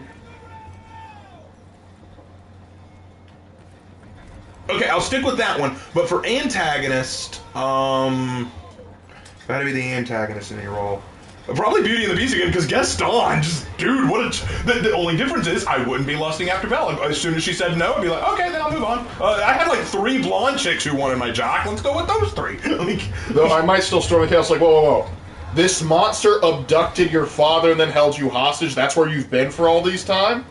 Yeah, okay, we're going to have to go have words. Yeah, but Gaston was a Giga Chad, but if I had to pick a different one than Beauty and the Beast. Hey, Lark, will you go to Dungeons and watch the Dungeons and Dragons movie? Yeah, me and the guys are going to go see it at some point.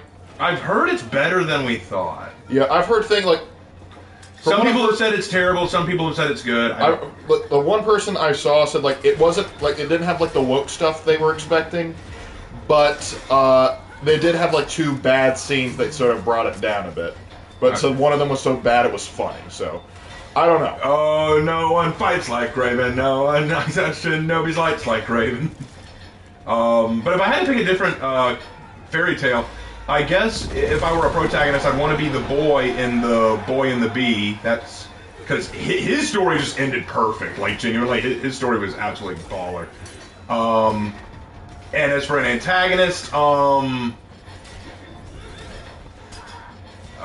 shoot, who's a good antagonist? Not Jafar. He's kind of, you can't really call Aladdin a fairy tale. It's more of a folk tale.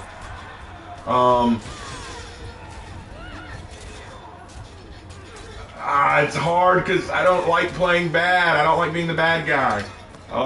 Hades and Hercules. That's not a fairy tale. That's not a fairy tale. Hades and Hercules. But gosh, that would be fun. That'd be awesome. Maybe Ursula in The Little Mermaid, because you know what I love about Ursula? She had style. She had class. You can't deny she had class.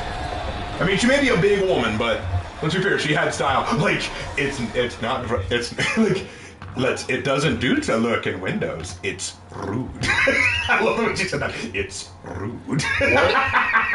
What is an anime that either of you watched that you regretted instantly? Ooh, God, an anime that I watched. An anime that I watched. High School DxD. Oh God! After the first episode, I said, "Yep, I'm not gonna like this." Yeah, that one was pretty bad. Not gonna lie. Yep. I was just like, "Wow, I hate everyone in this show." Harry and Spice is an anime. I don't even call it a show.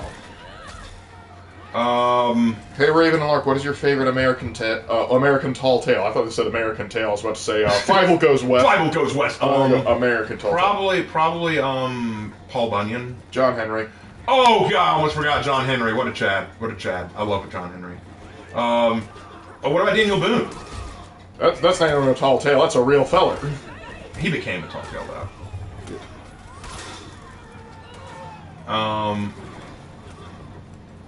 But yeah, so now you know my favorite fairy tales, my least one of the anime I hate. Here's out of the left field question for both of you: which would you rather deal with, the Pirates of the Caribbean, in the Aztec undead curse, or service on the Flying Dutchman? I'd probably go with the Aztec undead curse, because while it would suck, at the very least I wouldn't be bound to the whim of Davy Jones. Yeah, that's true. And there's also a way out of it.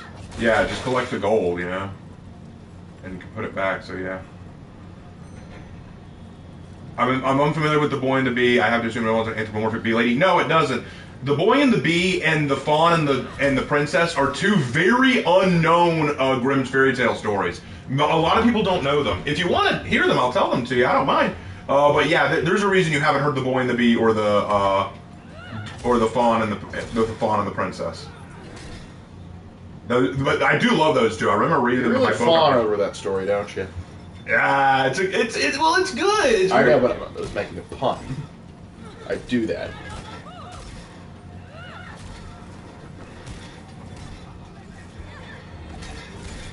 Hit him in the head.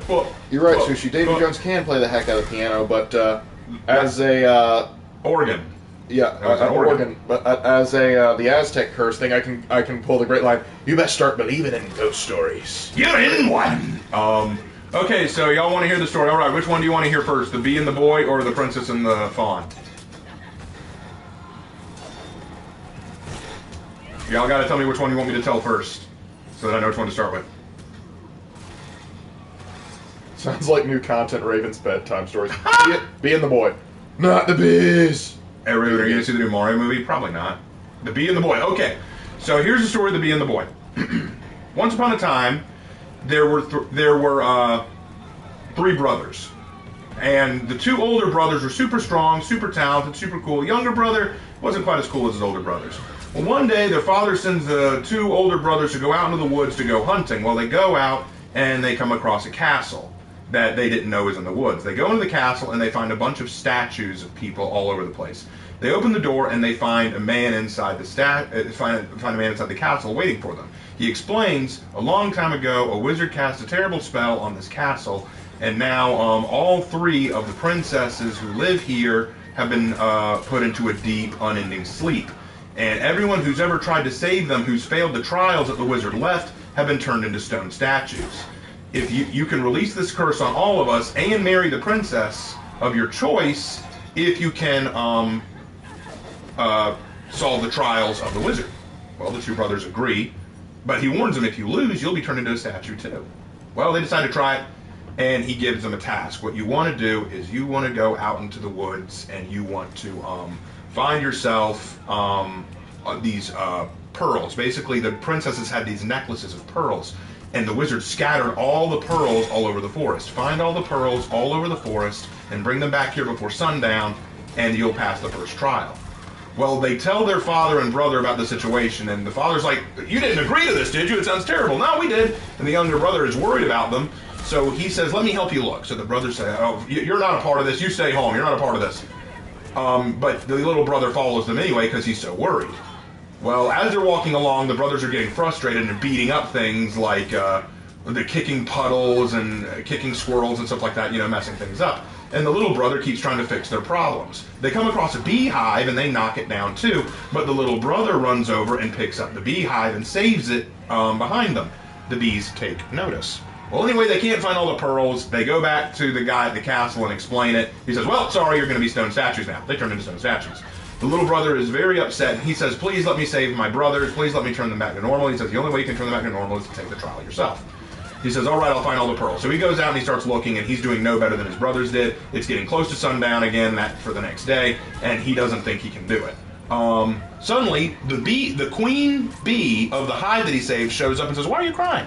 says, I gotta do this thing. I gotta find these pearls all around the forest, or else my brothers are gonna be stone statues forever. And the Bee Queen says, well, I don't really care about your brothers, but you saved us, so we're gonna help you out. And so she whistles and gets her entire beehive to fly all over the forest and look for these pearls. Before sun sets, he's got all the pearls and he delivers them to the man. And he goes, wow, you actually did it. That's amazing. Well, time for the second trial. So he leads them to the garden behind the castle, and there's a massive bear back there. It's a huge frickin' bear. And he says, that bear has been there ever since the wizard left. In order to get rid of, you have to get rid of the bear. And he says, well, can you give me a sword or something? Here's the thing. The bear's body is impervious to blades. So blades can't hurt it. Anyone who's tried to fight that bear has died trying. Well, the kids are just really like, I can't fight a bear. But again, the queen bee says, leave this one to me, buddy. So then she summons up all of her bees, and they bring along their honey, and the bear chases the bees into the forest to get hold of the honey and leave the garden. So once again, trial passed. So the guy running the castle is like, this is awesome. You might actually do it. All right, there's one more trial, and then you're good to go. And then he takes them upstairs to see the princesses. All three are laying there unconscious, frozen in time. He says, okay, here's the deal. Before they fell asleep, each of the witches had a meal. One of them ate sugar. You have to tell us which one of the princesses ate sugar, because that's the youngest one. He has no idea how to tell. So the queen bee flies in and says, leave this one to me. So she flies onto each of their lips and smells them and says, this one's the one that ate sugar. Because I know sugar when I smell sugar. So the queen bee found out which one it was, told the boy. The boy said this one. He was right. Everyone turned back to normal. He married the youngest princess. His two brothers got the two older princesses who weren't nearly as pretty. And then they go on to rule the castle together. And the queen bee is given, her hive is given protection for the rest of her days. And that's the end of the story. His story just turned out so well. He had the help of a queen bee who helped him out. Like, hey, you help me out, I'm gonna help you out, dog. I see one of the princesses is from North Carolina, having nothing but a gallon of sweet tea before bed. Yup. What, you're supposed to want the help of the queen bee. But I like to point out, queen bee, I got you, homie. I got you, homie. The boy in the bee. All right, so now for the fawn and the princess. All right. Once upon a time... Oh, hold on. There we go. Why'd you ruin that scent? Anyway, once upon a time there was this evil stepmother and daughter who had adopted a boy and a girl. Now, the boy and the girl were twins, and they both loved each other very much. So despite all the problems that they had under the stepmother, they still tried to look out for each other. Well, the mother and the evil stepsister were very jealous of these two, and it turns out that the evil stepmother is a witch. And she plans to kill these two and have them for her supper. You know, typical evil witch stuff. Well, the sister and brother find out about this, and they decide to run away. They run away through the forest, and the evil stepmother finds out, so she decides to try to trap them. So she puts a curse on the river that they're going to pass by.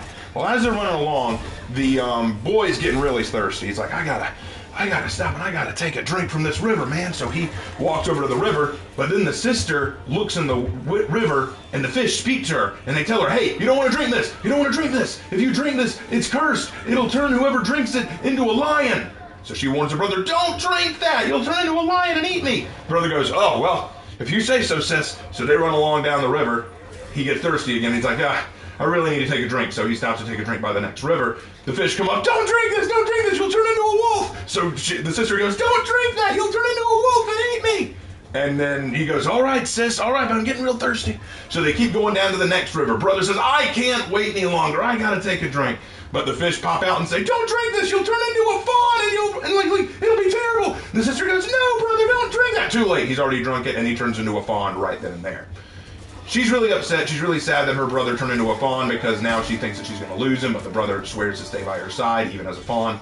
So they decide to live the rest of their lives in the forest together. So they find a little cottage in the middle of the woods that they decide to hide out in, and that becomes their home.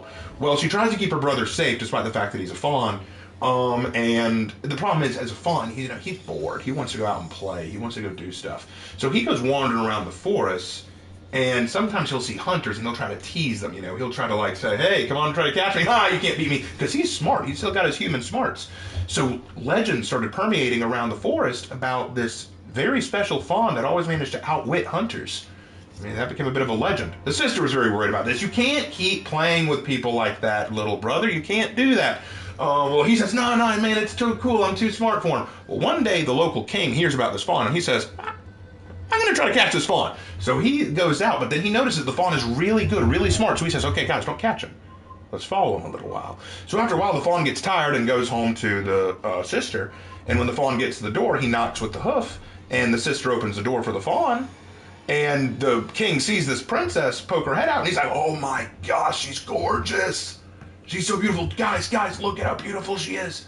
It's like, I'm going to go talk to her. Well, not right now. So they wait until the fawn leaves. Once the fawn leaves for his little romp through the forest, the king walks up right away and knocks the same way the fawn did. She goes, what did you forget, little brother? Opens the door, sees the king. Oh, crap. He's like, hey, you're gorgeous. She's like, thanks. Who are you? Oh, I'm the local king. What are you doing living out here? You should come live in town. It's like, I live here with my brother. Well, you and your brother come move in with me. You can stay in the palace. My brother's that deer over there. That's admittedly odd, but you know what? We'll work with that. So he takes her in. The two end up having a wonderful relationship, and they fall in love and get married, and she becomes the queen. And the fawn is taken care of. But that's not where the story ends. The evil stepmother and stepsister find out about this, and they become even more jealous than before. Well, what happens is the princess is now a queen, and she's now pregnant with a child. Yeah. Well, the king has gone off to war against a neighboring land, and the queen is about to give birth to a child, and the stepmother's going to use this opportunity to kill the queen before she can have the child. The fawn finds out about this because, well, evil stepmother doesn't know that fawn is as smart as a human, and he runs off to go warn the king. Now, the king, he's never really bought into the idea that this fawn is actually her brother. He always just kind of thought, it's just a pet that she has who she thinks is a brother. So it's hard for him to convince the king that his beloved queen is in danger. So he has to really convince him. So he straight up charges into the battle lines himself to get the king's attention and gets shot with an arrow. So he's dying. The king can't believe this fawn would actually do that, so he goes to the fawn and realizes that if the fawn is here, something must be wrong, so he runs back to the palace, discovers what the stepmother is doing, and kills her on the spot. With the death of the evil stepmother, the brother turns back to normal, the queen is saved, and it depends on which version of the story. Some versions of the story end with a happily ever after, where the brother's saved and lives on with them, and others, he died trying to save his sister, thus sacrificing himself for her. Depends on which version you like better. But that's the story. I'm wondering about the German version was the sacrifice one. Probably. You know those Germans. Anything but German. Parthenax reads the story. Human literature is odd. Yep. Ah! Dang it, Lawbringer! No! Hey, Raven and Lark, have you heard of the story called Sir Gawain and the Green Knight? I've heard of it. I haven't read it. Oh, we read it in my senior year in high school. Oh, lucky you. Oh, good for you. And how was it? It was alright. I like the Green Knight in Bretonia. Do. I don't think it was a German. There's no owls eating faces or something like that. Ah, this is a Frank. How dare you say such things to our beautiful way of telling stories. Thank you, Hannah. I'm glad you agree with me.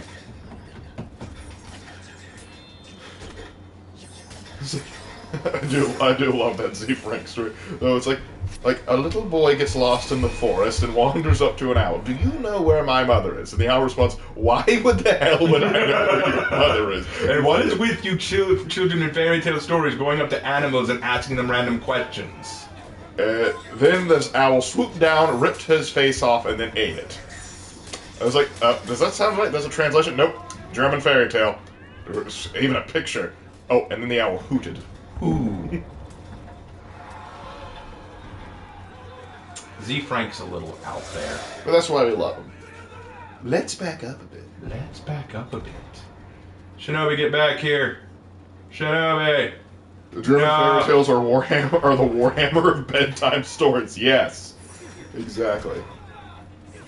Hey Raven, are there any Giga Chad knights in history?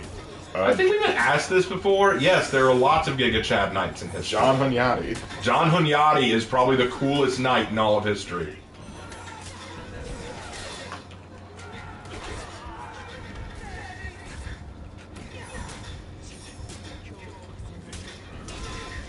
I think he's actually where we get the phrase white knight in shining armor. Because he was known as the White Knight. I think the only thing that would come out of Raven... Well, I didn't get to read the rest of it. Alright, let me see. I think the only thing that would come out of Raven getting the Aztec curse is that Hannah would have to draw a new version of Claire.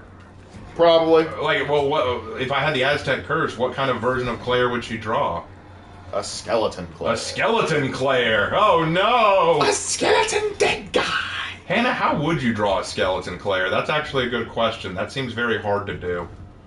Maybe a challenge for even one with your prodigious skills. Last Skylander says, like, don't drink this, you'll turn into a wolf, but that sounds kind of cool.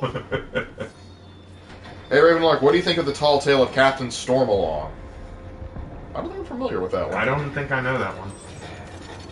Dorn, though I don't like the cruel intentions of the evil step-sister and stepmother, I approve of the cursed brother sacrificing himself for his sister. 10 out of 10. It is a good story for young ones. What about Dragon Claire? I don't think Hannah's drawn that. Claire becomes very bony. Seize the bone!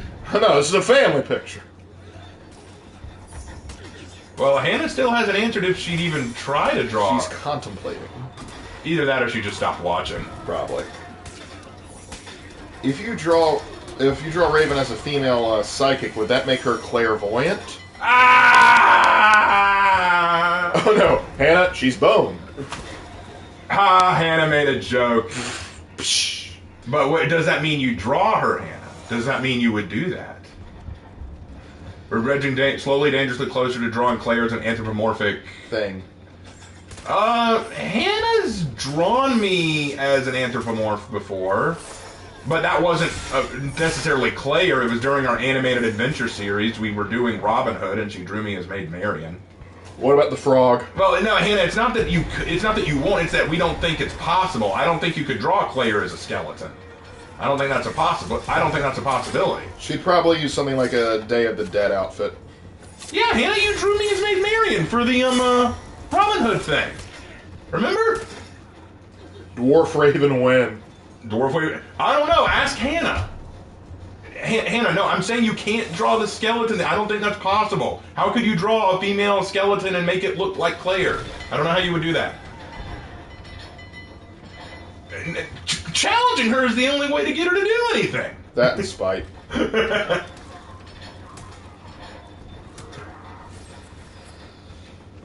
I do recall Hannah drew an elven version of Claire. Yes, and we used that. But she has not drawn a dwarf Claire. That's a grudging. Sounds like a naysayer to me. Like, well, Hannah, you be the judge. It wears a Claire mask. Yeah, but the fact that we don't have a dwarf Claire, yeah, that's going in the book. That's a going in the book. I can't believe we were so short-sighted. Short! That's a grudging too far. I want to see Archangel Raven. That'd be cool. Oh, Hannah says it'd be easy. She's probably just going to draw a skeleton. Go, there you go. She'd probably just draw a skeleton, like a really crappy skeleton with just her holding a sign saying, "Hi, I'm Claire." Thoughts on the Nashville Thoughts on the Nashville shooting? I'm glad the cops got the perp. I'm disgusted by what happened. I'm sickened by it. It's so sad that took place. I'm thrilled that the cops were able to take down the perp within 3 minutes of getting there. They handled it very quickly, very efficiently, and it saved a lot of lives. So I'm glad for that. I'm disgusted by the way the media is reacting to it. A lot of the media is now using this as a way to push for more gun control. And all I can think is, you know what, maybe if there was more guns in that school, it wouldn't have happened in the first place. Because according to the manifesto from the person who did it, chose the school because of its lack of security. So, I think it's sickening the way the media is treating this and trying to twist it. I think it's evil. I don't want this to happen again.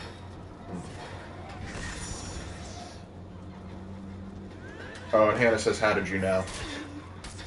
Because I know you, Hannah. That's just the way you operate. Well, just draw Brooke from One Piece. Oh, yeah, that's one way. Yo, yo. What's a dwarf's favorite exercise? Yo, Squats.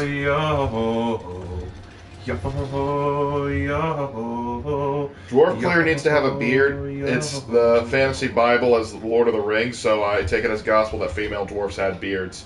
Not in fantasy. Warhammer Fantasy, they don't have beards, and that's pretty cool, so I don't know. Gather up all of the crew, it's time to ship our Binks' brew. See when who knows the ways will be our guide. You brought up Brooke, I had to sing it. Biden's speech about about it and how he was cracking jokes and hitting on kids was disgusting. Yeah, I was furious. I was like, Biden, go screw yourself. Like, that was the most disgusting response I'd ever seen. If you can't take the death of children seriously and you were willing to tell jokes, no. Orc Claire went. There is an Orc Claire. There is already an Orc Claire. Well, I do like how Centuri-chan handled female dwarves braiding their hair to look like beards. That's kind of cool.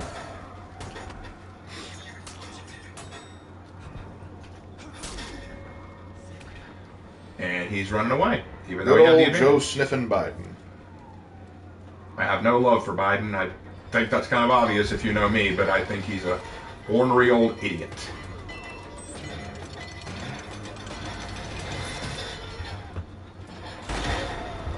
Something, something, chocolate chip ice cream. Yep, pretty much. Freedom Tunes on it was good, though. Yep. My reaction, Biden, shut up and eat your ice cream. Honestly, that would have been better if he just stayed home and ate ice cream. It would have been a good reaction, but at least it would have been better than what he did. Yep, well, that we may have to make that one. Yep, that was the last one.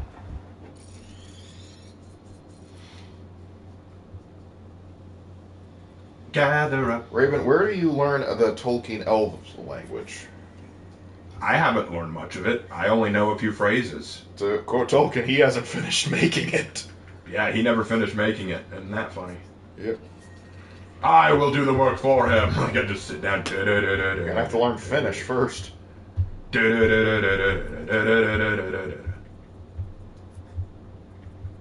Anyway, this is your chance to ask any questions or get me on one last rant before we call it. Because this is the part where I start looking through things I've earned. Yep. Hey, Raven and Lark, what's your favorite song from One Piece? He was singing it earlier. Binks' Brew. Or Binks' Sakeo. Gather up all of the crew, it's time to ship out Binks' Brew. Sea wind blow to where, who knows, the waves will be our guide. Or across the ocean tides. Oh, I'm not supposed to sing that? I wasn't stopping you. Oh, yeah, I thought you were looking at the back of my head. No, I was looking at chat. Oh, you had an intense glare. No, it's up to the fans to finish the elven tongue.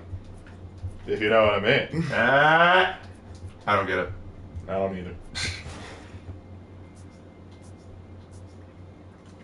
Alright. Raven, did your deflect training make any difference in For Honor? You mean from Wolong? Not really.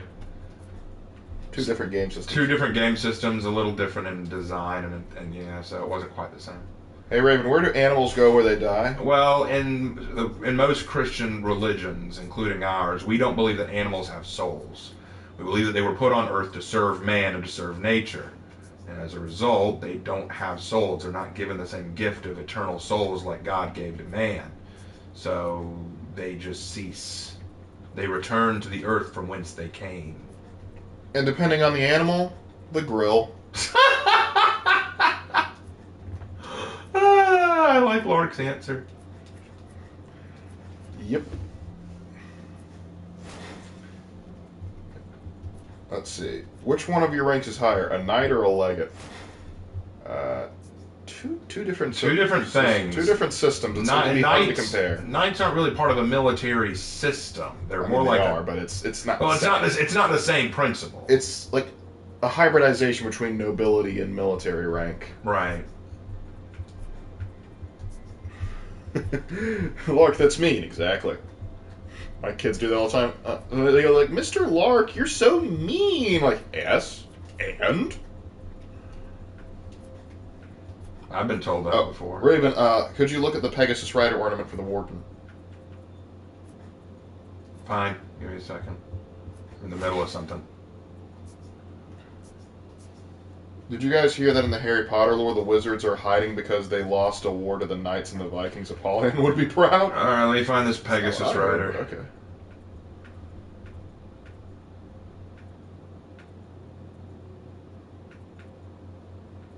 I don't know what it's supposed to look like. I think it may be just called Pegasus Rider. I'm not sure it actually has a Pegasus or anything.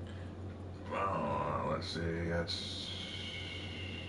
You two are history teachers, right?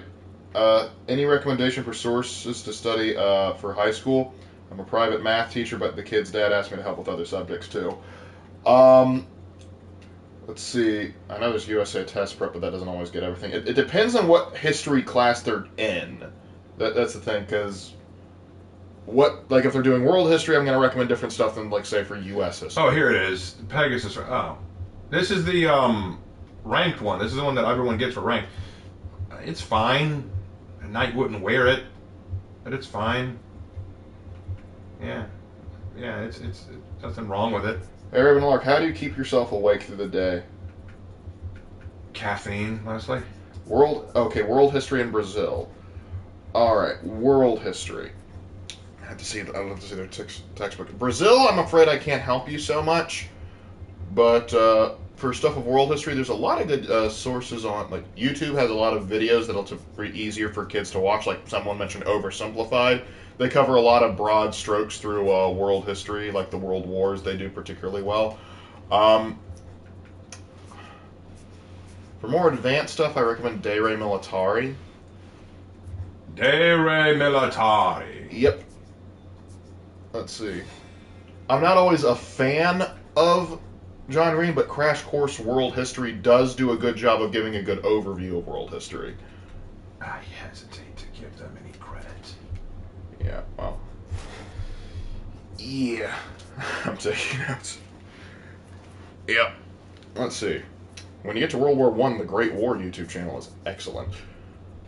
Let's see. There's also, Kings and Generals is very good, as is Invicta, but they typically do more older stuff. The Armchair Historian's very good for military history.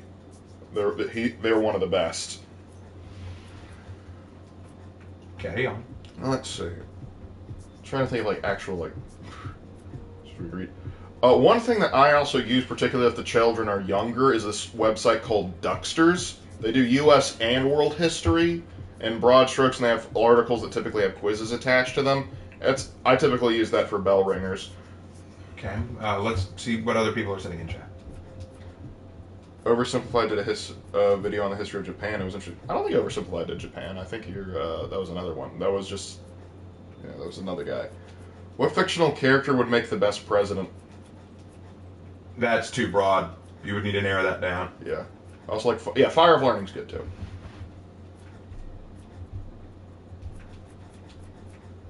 Oh, the Dominion of Draka? Yeah, I've heard about that. Yeah, no problem, here.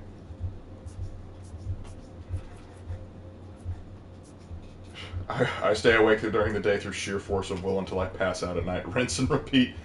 Is it healthy? Probably not, but hey, it works so far. Thunder Raven. Did you get the wolf or sheep execution? I have it for my Warmonger. Warmommy. Oh, you have the lamb one too for your Shaolin. Yeah, that's an effect, not an execution. Yeah, still, it's cool though. Yeah, I think coffee and hate are pretty good fuel for us, sweet tea and hate. But yeah, I think that's about it. All right, almost done. Just the Warlord. All right, that took care of it. We've gone through everyone. All right. Well, thank you guys for coming to the stream. I know we started a little later than normal. let me go ahead and tell you guys what's going to happen over the next few days. The reason we're doing our For Honor stream tonight instead of tomorrow is because our parents are coming tomorrow night and we won't be able to do our stream then. Our parents are going to stay through tomorrow night all the way through Sunday morning. So this weekend, we will not be working on anything. There will be no videos coming out, so don't expect anything. I know that stinks, but that's the way it is. Monday or Tuesday, one of the two, I'll be releasing the April update video so that you guys can hear about what to expect from all the month of April and about some big announcements. There's going to be some big stuff coming in April. There's a lot of stuff I need to let you guys know about, including some stuff going on with Lark, some stuff going on with the channel, the ending of, like, I'm discontinuing a few series, I'm picking up a new series, like, there's some stuff that y'all need to know about. So stay tuned for that. I will do some more how to builds. I will do the Lawbringer Executions Graded, but I'm waiting to do Lawbringer's Executions Graded until after April 3rd. Because people keep telling me, oh, we think Lawbringer's getting an execution on April 3rd, so please wait. And I'm like, okay, I can wait. So we'll see. So that is what you can expect. Also, expect another Rainbow Six Win video coming out soon. I'm working on Cat Can. So I'm hoping to get that out pretty soon. I'm having a lot of fun working on those. I actually really like working on the Dokkaebi one. That was a lot of fun. And as for the Lark's lamentation on the NCR, don't expect that until he gets back from his mission trip. Yeah. And again, we'll go into more of that with the April update video. All right. Thank you guys so much for watching. It was a lot of fun. Sorry that I'm kind of out of it. I'm just really tired. But don't worry. More fun is to come. And we will see you in our next video. Take care. Have a good one, guys.